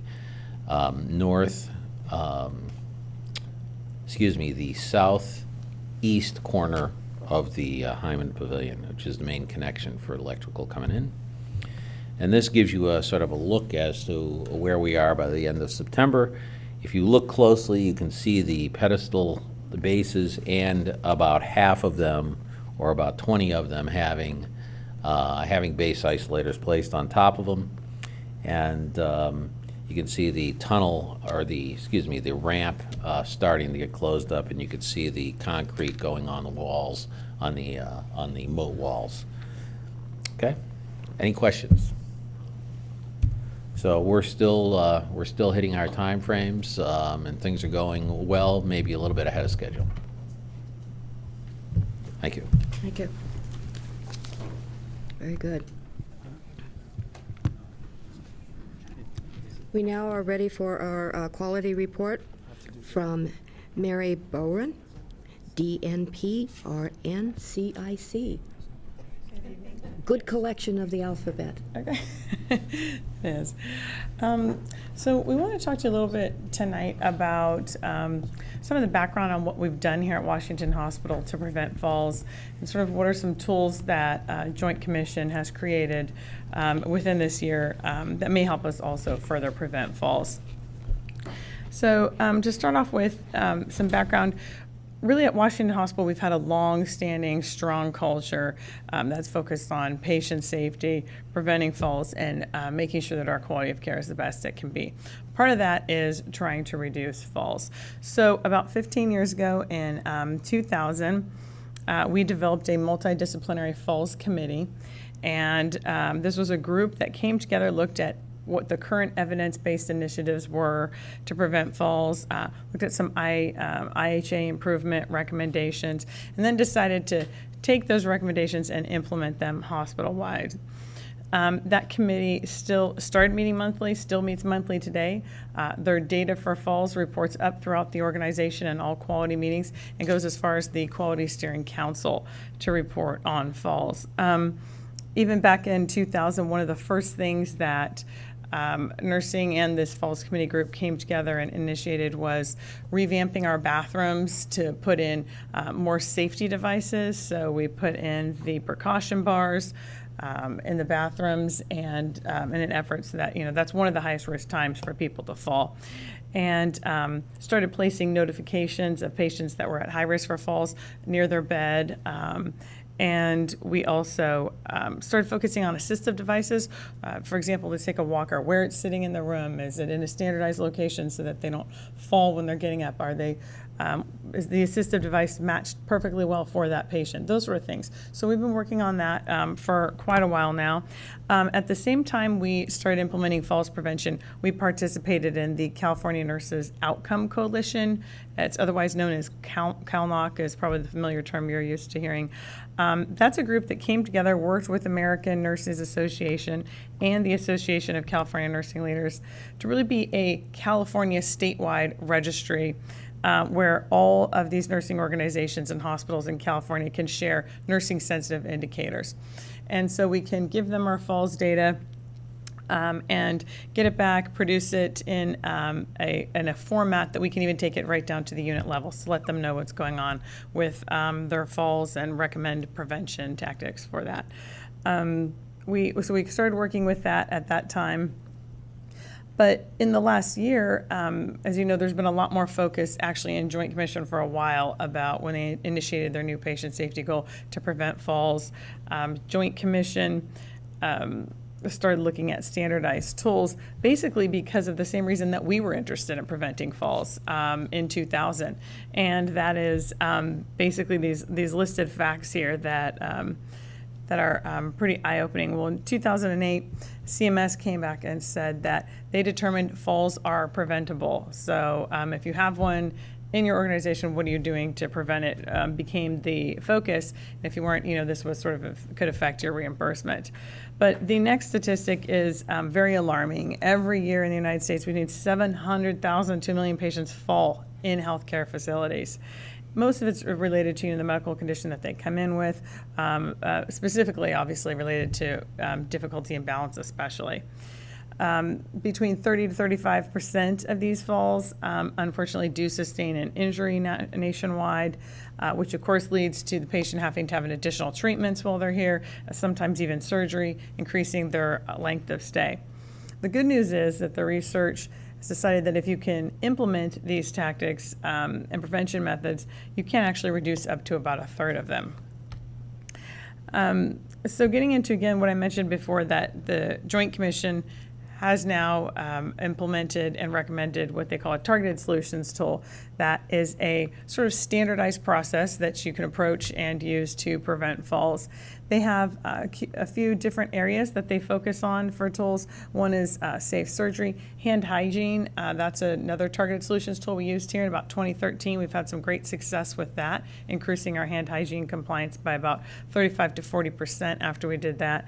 Handoff communication, and then they also came up with this tool being available in 2015 for falls. So that's what we want to focus on here. Basically, what they're recommending is that by using their tool, you can hopefully reduce your fall rates by 35% to 62%. You can obviously have additional cost savings based on what I mentioned before, that if these patients have increased length of stay in treatments, you're going to accrue extra costs. So that's sort of a secondary thing, that benefit that we could get. And they use a robust lean methodology. It's data-driven. They give you step-by-step tools to use along the way. And we can incorporate our Lean and Six Sigma is what they also recommend, but for us it would be Lean into our methodology. So the goal is to use this tool starting in about November. We obviously have a lot of baseline data on falls already that we've collected, and we can actually put that directly into the Joint Commission website. And in about the second month, all the way up to the 5th, we'll look at that baseline data and analyze the factors that contribute to the fall. That's the good thing about this database is it can actually take very detailed information about your fall, and then it'll break it down and say these are the sort of number 1, 2, 3 things that may be contributing to your falls that you can make some changes with. Months 6 through 8 would be implementing the Joint Commission recommended solutions to improve the fall rate. The good thing about this is I'm thinking for 6 to 8 months, we in fact may need less than that time, because I'm about to get into some details of what we've already done, as I mentioned before, since about 2000 to prevent falls. When we went and did this gap analysis to estimate how long it would take us to implement the Joint Commission recommendations, we were pleased to find out that this time period may even be a lot less than 3 months, because we've already done so much of what their recommendations are, and even taken some of these things even a step further. So again, I guess make that to be maybe a little bit lower. By July of next year, then we're going to look at sort of, have we made any more recommendations for implementing to prevent falls? And if so, how can we sustain them and just have continuous improvement? Which again, you also know is a big focus of Kaizen here, just continuous improvement. They recommend having a multidisciplinary team, which I mentioned in the Falls Committee. We have all these members. You need a project champion. We have Harold Smith. He's our manager in Med-Surg that sort of oversees this Falls Committee. And we have project leads, process owners. All those members of the committee really do a lot of bringing the current data, literature about falls. So I feel like this multidisciplinary team is very well established here and has been for the last 15 years.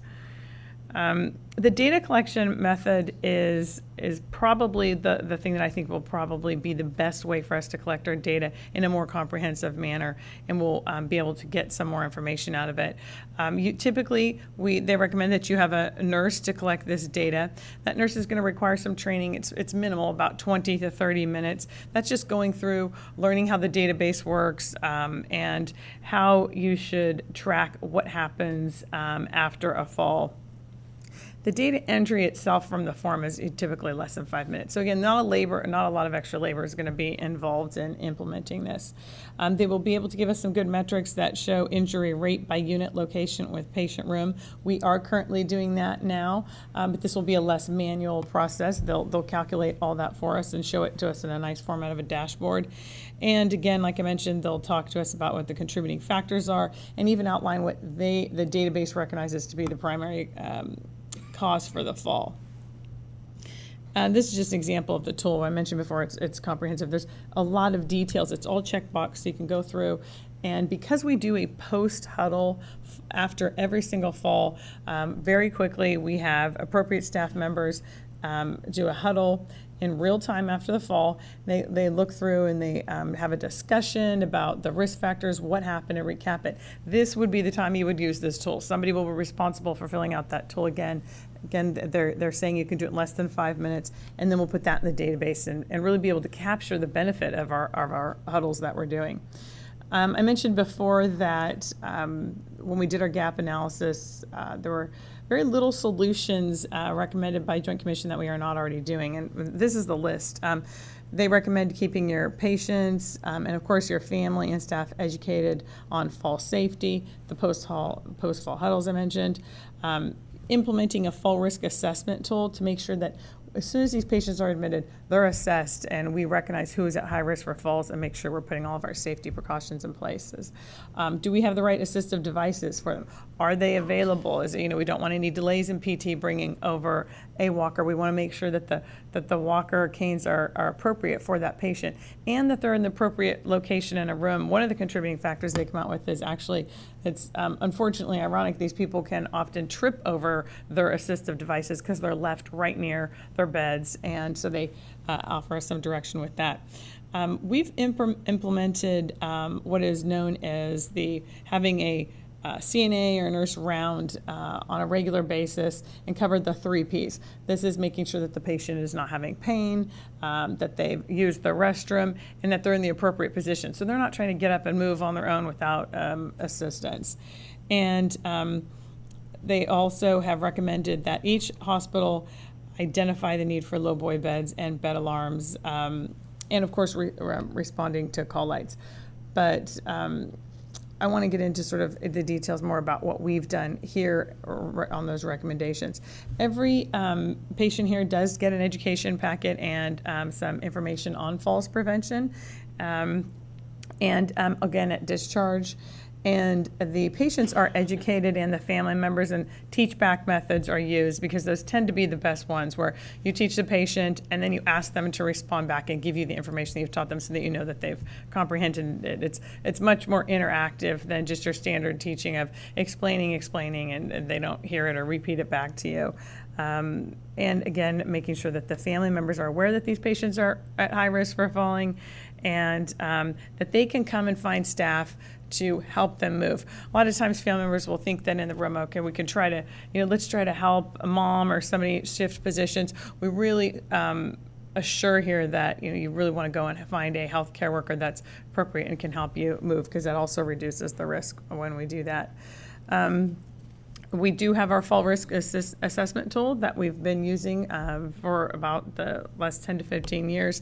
The hourly rounding that we do here does assure that we get the 4 Ps covered.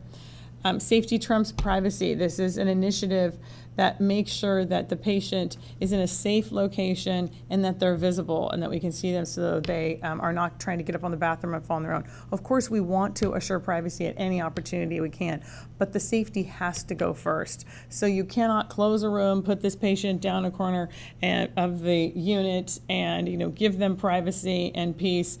It's the safety issue is much higher. They need to be at a close location during the nursing station. The room needs to be open, and we need to be able to round and see them on a frequent basis. We recently, just in August, implemented a tool that certified nursing assistants use. Harold and his team did this. It's a rounding tool. They go in and they communicate with the family members, and we've done it on 3 West to make sure that they understand, again, the fall risk, and that we're here to support them to making sure that their family member is safe and will be assisted with their needs, especially on getting to the restroom and things. We also do some alerts, visual aid alerts. This is so every patient who comes in at admission and is identified as a fall risk gets a yellow band on their place. So that way, right away, if a healthcare worker walks in the room, they know fall risk. They just see the yellow band. And then when they get them up, we put these yellow booties that have a little gription underneath them, so that we don't have to worry about them slipping on their own socks or whatever they may have brought from home. We have to use a standardized foot bootie to reduce that risk. Response to call light initiatives. This is a big part of what I think we've done that's helped prevent our falls here. Report off is a high risk time for patients falling, right? The nurses are having their face-to-face interaction. There tends to be a little less walking in and out of the room. So we've staggered the times against when a nurse may be giving a report, and had nursing assistants going in at during times where we would be doing a report, so they can go in and they can respond to the call lights, and they can make sure the patient's having just as much visualization during report times. That really helps make sure that the call lights are answered right. Second piece, this is a big change in nursing culture that I'm really happy to report. No pass zone. We've been doing this for years here to ensure timely response to call lights and ensure patient safety. So when I say this is a change in nursing culture, 10 years ago it was you walk past your patient room, you see the call light. Oh, that's not my patient. Okay, that's okay. I'm not going to address that call light. Somebody else will. That is absolutely not tolerated right now. We have this with the no pass zone, which is basically, it doesn't matter what your discipline is, what your patient is. If that call light's on, you need to go and look at that patient, and you need to put your eyes on them, find the appropriate person to help them, and answer their needs. I think this has helped a lot because this is where a lot of falls happen. Even if it comes down to them calling because their glass of water is over here and they're trying to lean and get it, or they need to use the restroom. No pass-down really helps in preventing that. The environment is also another high risk, as I mentioned before, because of the equipment that patients can trip on. We've also been able to use our EMR Epic to put an alert on Epic. It's a banner that says, this patient is at high risk for falling. So that's another visual aid that nurses can have to let them know that the patient's at risk for falling. I mentioned earlier about the equipment and making sure that your assistive devices are appropriate. Ensuring that the patient does have that call light within reach is a basic fundamental task that everybody should be doing, especially on the first admission. Orienting the patient to the call light, making sure it's right. Now, of course, this doesn't help patients who can't use their call light, but in the group that it does, it's good, and we need to make sure that it's there and available and that it's working, that we're doing equipment checks to make sure that these are functioning and working. And we've worked with facilities very closely on that, making sure that ours have safety checks. And the other piece to this is when you look at the equipment of just the bed that the patient's in, obviously the higher it is the further the patient's going to fall. So not only do you want to keep the patient's bed low, but if they're at very high risk for falls, you want that bed as low to the ground as possible. So what we did, I think this was at least over 2 to 3 years ago, bought 25 extra low boy beds. And what a low boy bed is, it's a bed that's very close to the ground. So even if the patient does get out of bed, it's more of a rollout. We still count that in our data as falls. We're very strict about how we determine and what we call a fall, but the risk of injury is so minimal with the patient that's in a low boy bed that I think that significantly decreased our risk for falls. And of course, we continue to educate patients and family members on this equipment and how it works and why it's there. Staff education, it will be continuous for us. It has been for the last 10 years. We'll continue to do that. And I would think that by using this tool, once we start to use it in November, we'll be able to get some education tools out of that to sustain our education. It also helps that we have champions on each unit that can provide coaching and education and monitor what's going on specifically on the units. Patient transporters are another discipline that really needs to be educated on the fact that the patient's at a high risk for falls. If they bring the patient back into the room, we need to make sure that the patient is safe, that their alarm system has been reactivated so that we don't lower the standard for how we identify if the patient's gotten out of bed and having an alarm go off. We continue to educate these staff members on a regular basis. Most of that stems down from the Falls Committee, really. They have a newsletter that they publish, and that gets distributed hospital-wide for people to look at. Again, we'll probably end up putting some stuff from Joint Commission on there. To give you a glimpse of what our fall rate looks like now, falls with injury is what Joint Commission recommends that you focus on mostly. Our falls with injury, if you concentrate down here on this N number, you can see that's really just the number of falls that we've actually had. This data looks at hospital inpatient falls per 1,000 patient days. So you're looking at a high volume here. And if you look at the example of quarter ending 6/15, we only had 2 falls with injury. Both of these were abrasions to the head. They were minimal, but it's still an injury and patient still fell. So we want to, obviously continue to focus on all of these interventions to prevent the falls. Where we're going to go with this targeted solutions tool is, like I said, to continue to use it as a source for education. We want to continue to reduce our falls rate, sustain everything we've been working on for the last 15 years to keep the fall rate down, and continue to engage patients and their families in our safety program and what we're doing to prevent falls. And also empowering patients to take an active role in their safety while they're at Washington Hospital. We want to sort of focus on that. That not only happens with patient experience, but the more they're involved in their care and recognize the risk and are educated about how to decrease the risk even in their patient room and when to use their call light, you're going to end up with better outcomes for fall prevention. Any questions? I have a question. I actually have two. Going back several screens, there was an item on there about research shows that 1/3 of the falls can be prevented. What's the baseline for that here at Washington? Because we've been doing so much for so long.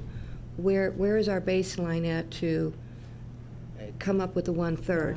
Or are we beyond that? That's a good point, and I think that to a certain degree we may be, because what will happen probably is when we start putting all of our actual falls into this database, you're right, they're probably going to come out with a recommendation that we're doing or that we've done.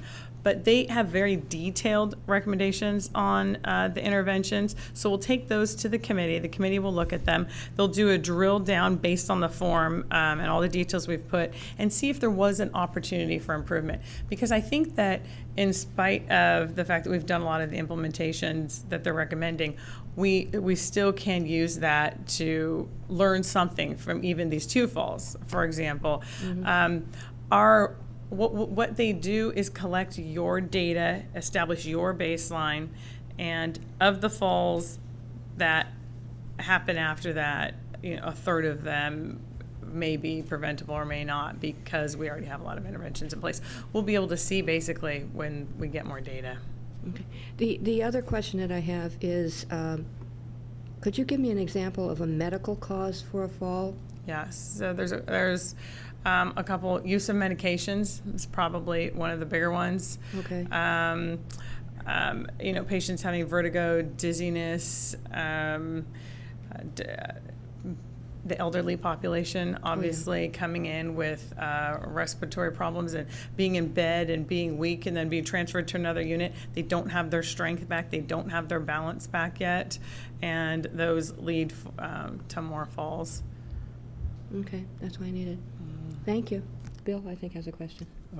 Mary, I've long felt that having a family member in the room is one of the best ways we can enhance patient safety and communication with our patients. So true. Does the Joint Commission targeted tool address that in any way? Is that data collected on the data form? And what is Washington Hospital's policy on family members, and especially with respect to falls? So I think that's a great question. The policy on visitors being at the bedside, especially for a patient that's a high risk of fall, wouldn't be limited, right? Those family members can be allowed to stay with the patient and support them. And like you said, because we know that usually in general, when you have family members at bedside, quality of care improves. And so I don't see any issues with limiting those family members. The targeted solutions tool does collect that. So, and what it is who was witnessed, who's there at the time of the fall. So if it was a family member, we could that will be identified, and they have a lot of improvements that they stem around, education with the family members and the patient, if they can be educated. But family is actually a lot more of this than I would have recognized before. I was surprised. I said that's good. They absolutely are including that piece in here. Good. Yeah. Thank you very much. Welcome. Good. Thank you. Any more questions? No. Thank you. Thank you. Very interesting. Okay. Chris Henry again with the financial reports.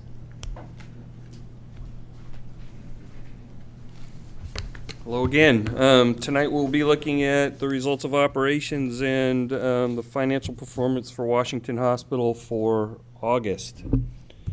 And let's jump into our operating indicators. Average daily census for the month was 12.2 higher than we expected at 152.5. We had 991 admissions, 12 above the budget. And our patient days were 378 above the budget, about 8.7%. At 4,726.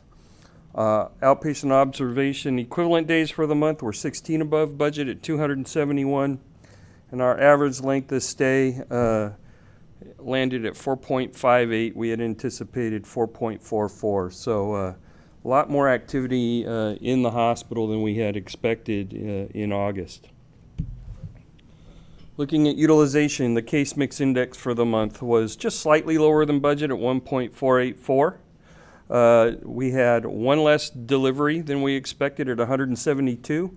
Surgical cases, however, were 136 above budget at 477. About 90 of those coming from our outpatient surgery center.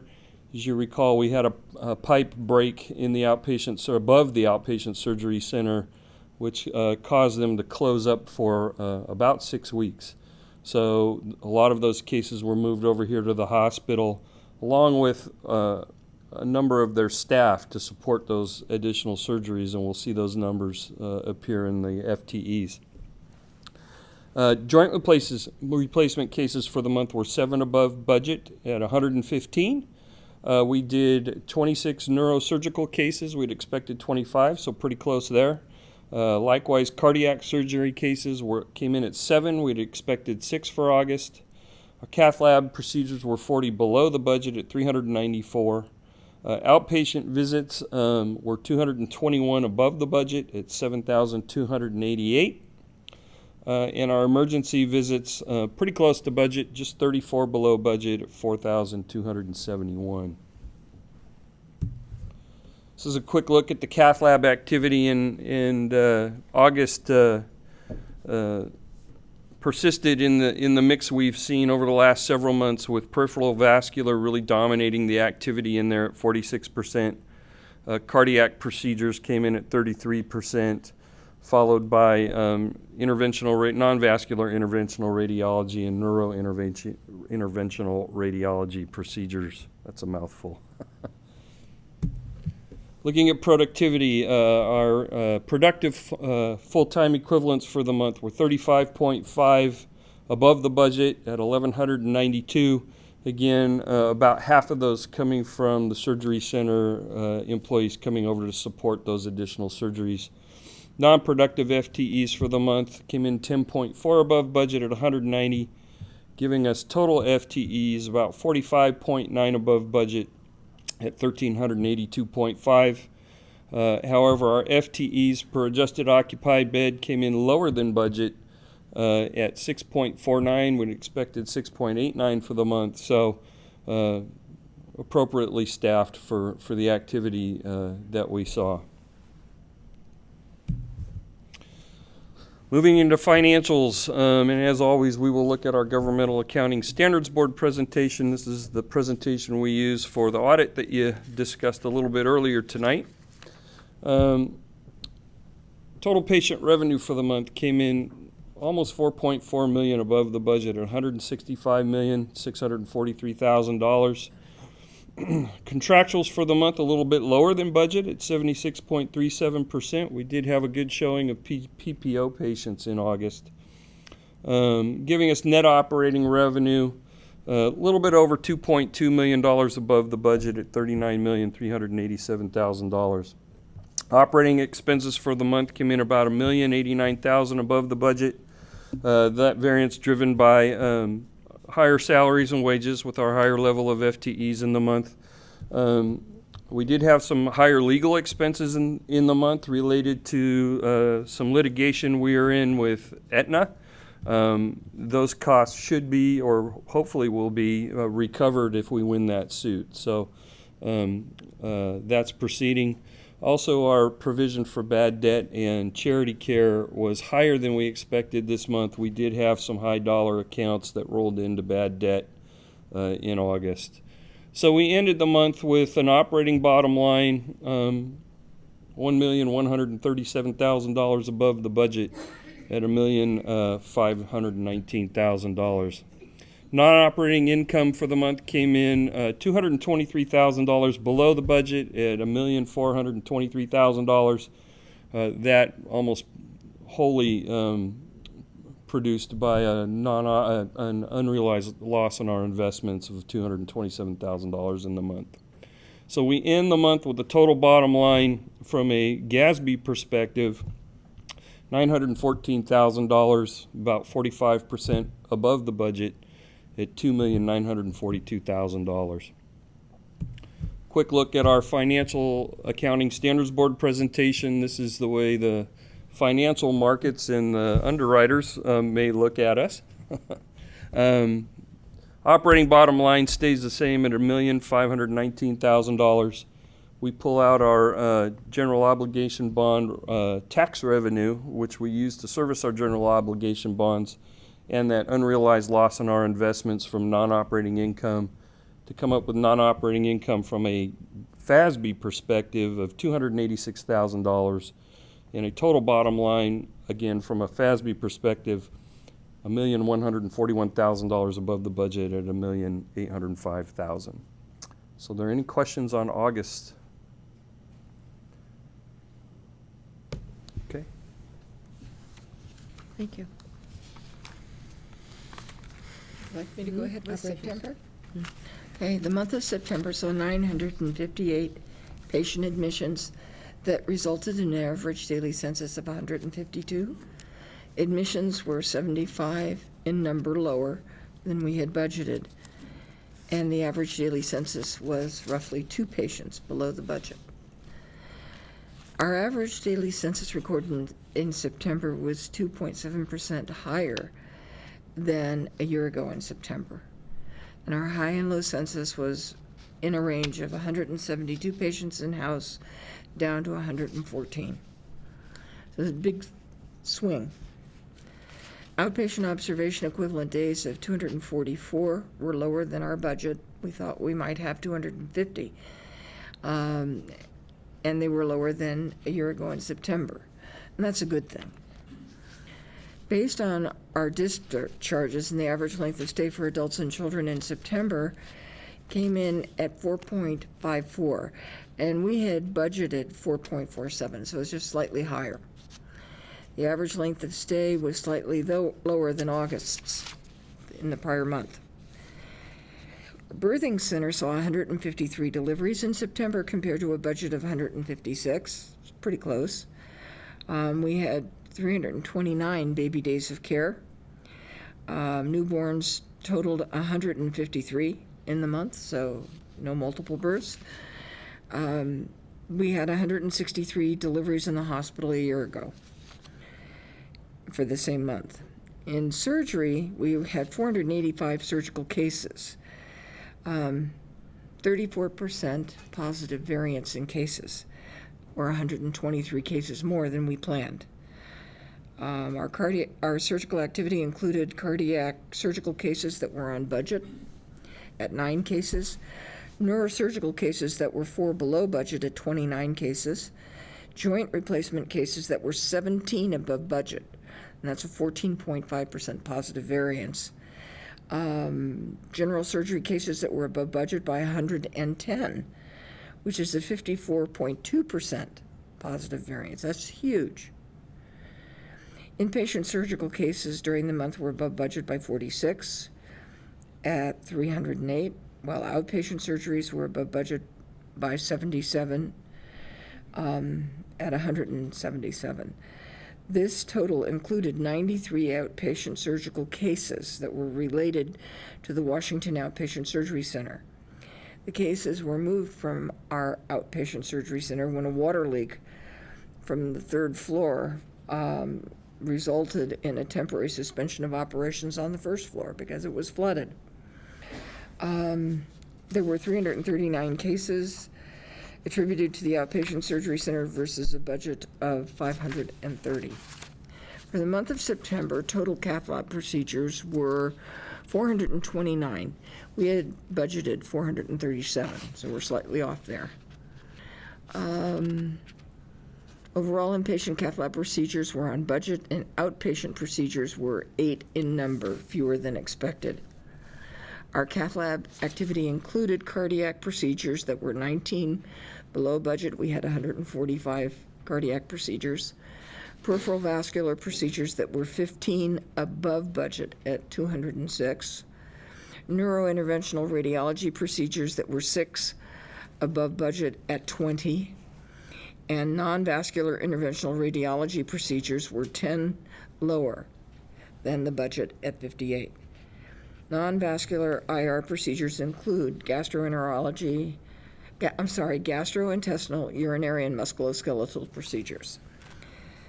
Outpatient visits for non-emergency in September totaled 7,441. They were 323 cases higher than the budget of 7,118. Emergency room and clinics, the emergency room recorded a total of 4,305 patient visits in September, and that's 262 cases below budget.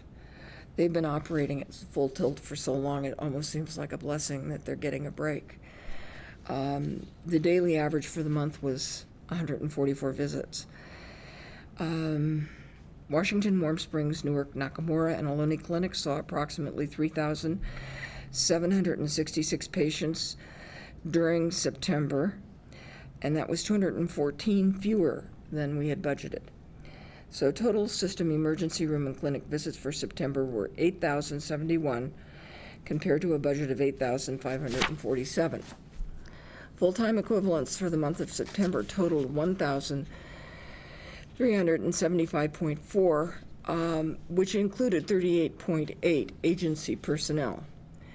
This was 13.7 lower than the budget, and the agency personnel included a healthy complement of the outpatient surgery center employees being brought over to help service their patients through agency. There were 15.9 of them doing that during that month. Productive FTEs were below budget by 10 for the month. Non-productive FTEs came in at 3.7 below budget. Our productive FTEs per adjusted occupied bed were 5.74 in September, very close to the budget of 5.67. The total FTEs per adjusted occupied bed were 6.58, which was also very close to the budget of 6.51. Preliminary information on patient mix indicates that inpatient revenue for the month of September amounted to approximately $122.7 million compared to a budgeted estimate of $118.4 million. Of this amount, 54.6% came from Medicare-sponsored patients, and that is right on budget. 20.1% came from Medi-Cal-sponsored patients. Our budget had called for 18.8% for Medi-Cal. Medi-Cal patients accounted for 21.5% of inpatient revenue in September a year ago. So our total government program inpatient revenue for September was 74.7% of the total inpatient revenue versus a budgeted 73.4%. Inpatient PPO revenue in September was 20.5%. The budget anticipated inpatient PPO revenue to be 21.7%. This includes revenue from covered California-sponsored patients that was at 0.6% of the total inpatient revenue.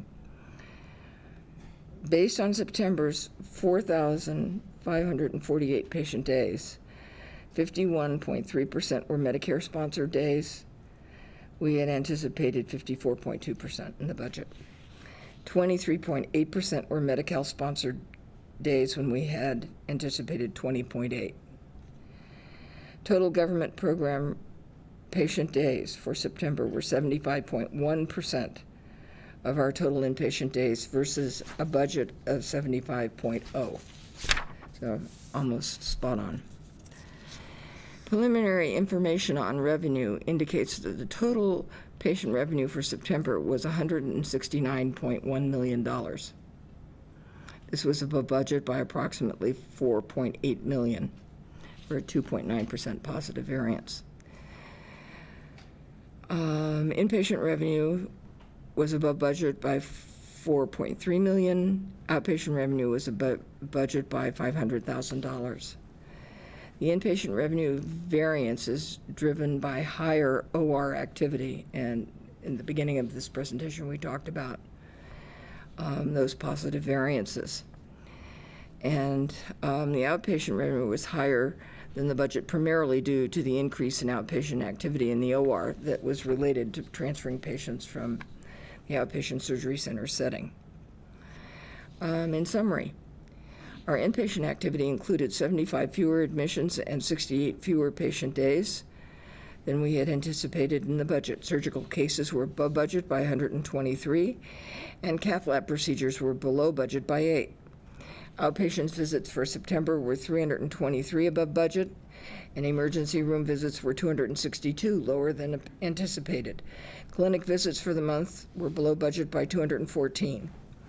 Total paid FTEs were below budget by 13.7 for the month and above the last 12 months average of 1,367.9 FTEs by 7.5 FTEs.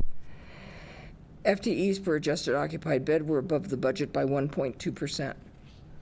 Total hospital charges for September were above the budget by approximately $4.8 million. On September 30th, there were 217 days cash on hand, up from 210 days in August. The total days revenue and accounts receivable at September 30th was 68.9. The days revenue and accounts receivable excluding Medi-Cal was 65.4. During the month of September, $457,179 of charges were approved or are pending for charity assistance.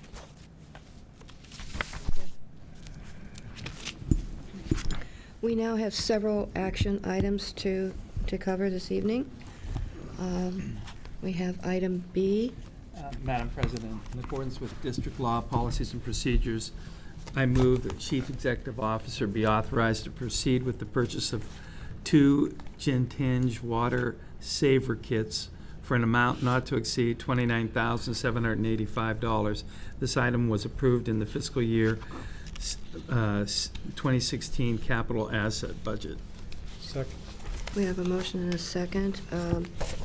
Nancy, could you explain what a water saver is? The main reason why we need to do this. Okay. Our current water usage in sterile processing is 3,380 gallons of water a day. When we put these devices in place, our water usage will drop to 800 gallons a day, thereby saving approximately 941,700 gallons of water a year. It was approved in our capital asset budget.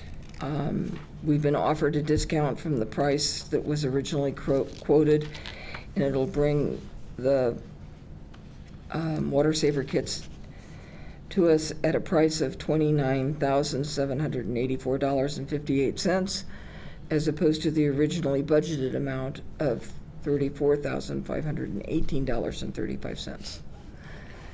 So these steam sterilizers are doing the job that they're supposed to do, but this with much less water. This will allow us to use the same equipment with these water saver packages, and they will reduce the water consumption we have in central processing significantly. Wow. That's a big drop. I think it's a very important thing for us to do.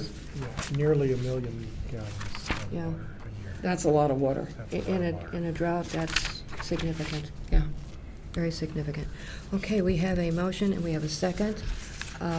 Christine, would you please take roll? Director Danielson? Aye. Director Wallace? Aye. Director Stewart? Aye. Director Nicholson? Aye. Motion passes. Thank you. Next item. Madam C. President, in accordance with district law, policies, and procedures, I move the Chief Executive Officer be authorized to proceed with the purchase of the Siemens C-Arm in an amount not to exceed $261,008. This item was included in the fiscal year 2016 capital budget. We have a motion and a second. And I know we've had C-arms before, but would you remind us? Yes, what these those are units used primarily in the operating room, and they assist physicians during surgery. It's used by the neurosurgeons, the orthopedic surgeons, the vascular surgeons, and the gastroenterologists. In addition to doing routine imaging, this machine also takes 3D images, which are used during spine surgery. This machine would be in addition to one we currently have and would enable us to enhance our neurosurgery program. We did have it included in our budget.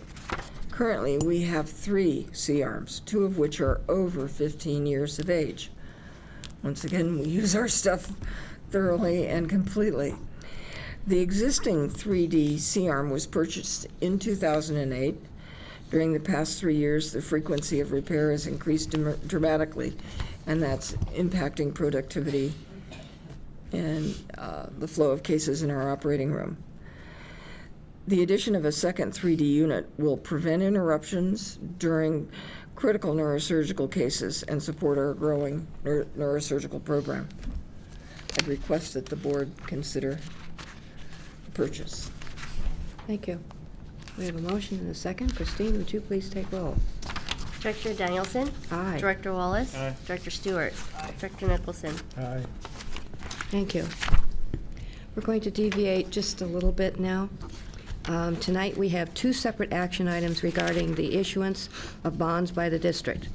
The first is item D on the agenda, resolution number 1160, resolution of the Board of Directors of Washington Township Healthcare District approving certain documents and further actions in connection with the issuance of the district's 2012 election general obligation bonds, 2015 Series B. I would now like our Chief Executive Officer to explain the background for this resolution. Ms. Farber. As you mentioned, we'll be asking the Board of Directors to consider 2 separate matters, and they're both related to our bond programs. The item numbered Resolution 1160 is the second approval that will permit the district to issue the second and final series of the general obligation bonds under the bond election conducted among the district's voters on November 6, 2012. At that election, voters authorized the district to issue up to $186 million in principal amount of bonds to fund real property and improvements, of which the district has previously issued $40,500,000. This resolution would authorize the issuance of the final $145,500,000 of bonds that will fund the construction of the new Morris Hyman Critical Care Pavilion. This resolution approves a form of preliminary official statement, which is our disclosure document, as well as a continuing disclosure agreement meeting the requirements of the Securities and Exchange Commission.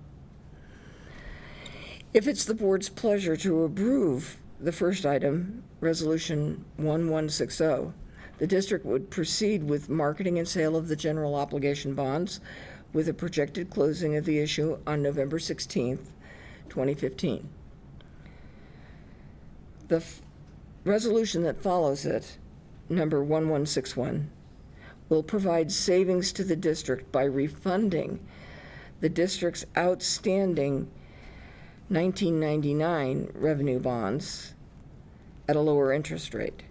This resolution authorizes the issuance of up to $36,300,000 principal amount of refunding revenue bonds for this purpose, and it also approves a form of preliminary official statement for refunding of the bonds. The associated bond purchase contract and a second continuing disclosure agreement would be created. The underwriter for the refunding bonds project that the district could save as much, the underwriter for the refunding bonds projects that the district could save as much as $3 million in interest payments as a result of the refinancing of these bonds. If the board elects to approve the second resolution, the district would proceed with the marketing and sale of the refunding bonds, also with a projected closing issue on November 16th. This evening, we have Graham Beck, bond counsel from Nixon Peabody, and Ed Wallab, bond underwriter from Bank of America, Merrill Lynch, present to answer any questions the board may have. At this time, I would like to open the floor to questions from members of this board. Are there any questions regarding this resolution? Right? Bernie? No, I'm fine on that. Fine. Oh, I think this is what we have to do to fund the project and to save the interest costs on our existing bonds. I think it's wonderful. We can use that money, Yeah. put it in the critical care pavilion or somewhere, all right. Thank you for your comments. At this point, I'd like to also open up for the floor to comments from members of the public. Seeing none, we'll move on, and I would entertain a motion on item D, please.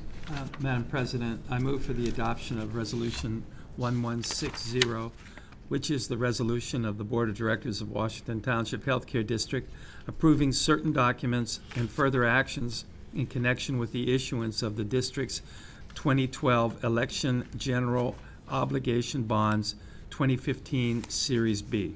Second. Thank you. We have a motion and a second. Christine, would you please take roll? Sure. Director Danielson? Aye. Director Wallace? Aye. Director Stewart? Aye. Director Nicholson? Aye. Motion passes. Thank you. This- We're halfway there. The second action item in bond refinancing is item E on the agenda, resolution number 1161, resolution approving the issuance and sale of and determining to proceed with negotiated sale of certain revenue refunding bonds of the district in an aggregate principal amount not to exceed $36,300,000, approving related documents and certain other matters. At this time, we would like to open up the floor to questions from the board. I mean, everybody's refinancing their house. It's about time the hospital refinances its bonds and save $3 million. Okay. Thank you for simplifying it. Yeah. That made it very clear. Yeah, it sure did. Any other great remarks to simplify it? No, I just, All right. forward, yeah. Okay, I think you hit the nail on the head, Mike. Okay. Okay, I would like to open it up for the general public. If there are any comments, seeing none, we will move on to entertain a motion on item E. Madam President, I move for the adoption of Resolution Number 1161, which is the resolution of the Board of Directors of Washington Township Healthcare District approving the issuance and sale of and determining to proceed with negotiated sale of certain revenue refunding bonds of the district in an aggregate amount, principal amount, not to exceed $36,300,000, approving related documents and certain other matters. Second. We have a motion and a second. Christine, would you do the honors of the roll call, please? Director Danielson? Aye. Director Wallace? Aye. Director Stewart? Aye. Director Nicholson? Aye. Motion passes. Thank you. Good. Thank you. I think at this We got point, the money? I think at this point, it would be nice to thank the voters of the district. Right. think Yes. it would be very nice to do that, I agree. I think it's a very appropriate thing. This is a wonderful thing, and the voters of the district have made this possible. Very, very good point. We couldn't do this without them. Yes, And all of us to do yes. the right thing with all the money and to use it wisely for their benefit. We will proceed further. Thank you. We have one more item for consideration. One more item, please. Yes, One more item. Madam President, I move for the adoption of Resolution Number 1162, which is the Memorandum of Understanding between Nancy Farber, Chief Executive Officer, Authorized Representative, Washington Hospital, and the Freight Checkers, Clerical Employees and Helpers Union, Local 856, a recognized majority representative under the terms of Board Resolution 331A, effective October 14th, 2015. Great. We have a motion and a second. Do we have any further discussion on this? I'd like to just give you a brief summary and let you know, in addition to the summary, I'm going to provide that Local 856 members ratified the contract on October 6th. The contract begins September 1, 2015 and runs through August 31st, 2018. It's a 3-year contract, and it was negotiated with no reopeners. The agreement covers 128 employees that are mainly in admitting, registration, and the medical records department. The financial items provide for increases, a 1% across-the-board increase for all classifications as of September 1st this year, a 1% across-the-board increase for all classifications as of March 1st, 2016, a 1% lump sum payment for all classifications as of September 1st, 2016, a 1% across-the-board increase for all classifications as of March 1st, 2017, a 1% across-the-board increase for all classifications as of September 1st, 2017, and a final 1% across-the-board increase for all classifications as of March of 2018. It's within budget, and we request your consideration. Thank you. Thank you. We have a motion and we have a second. And any further discussion? No? Christine, please. Director Danielson? Aye. Director Wallace? Aye. Director Stewart? Aye. Director Nicholson? Aye. Motion passes. That concludes this portion of our meeting. We'd like to adjourn now to a closed session. Thank you. We are reconvening, and I would like to report that there was no reportable action taken. With that, this meeting is adjourned.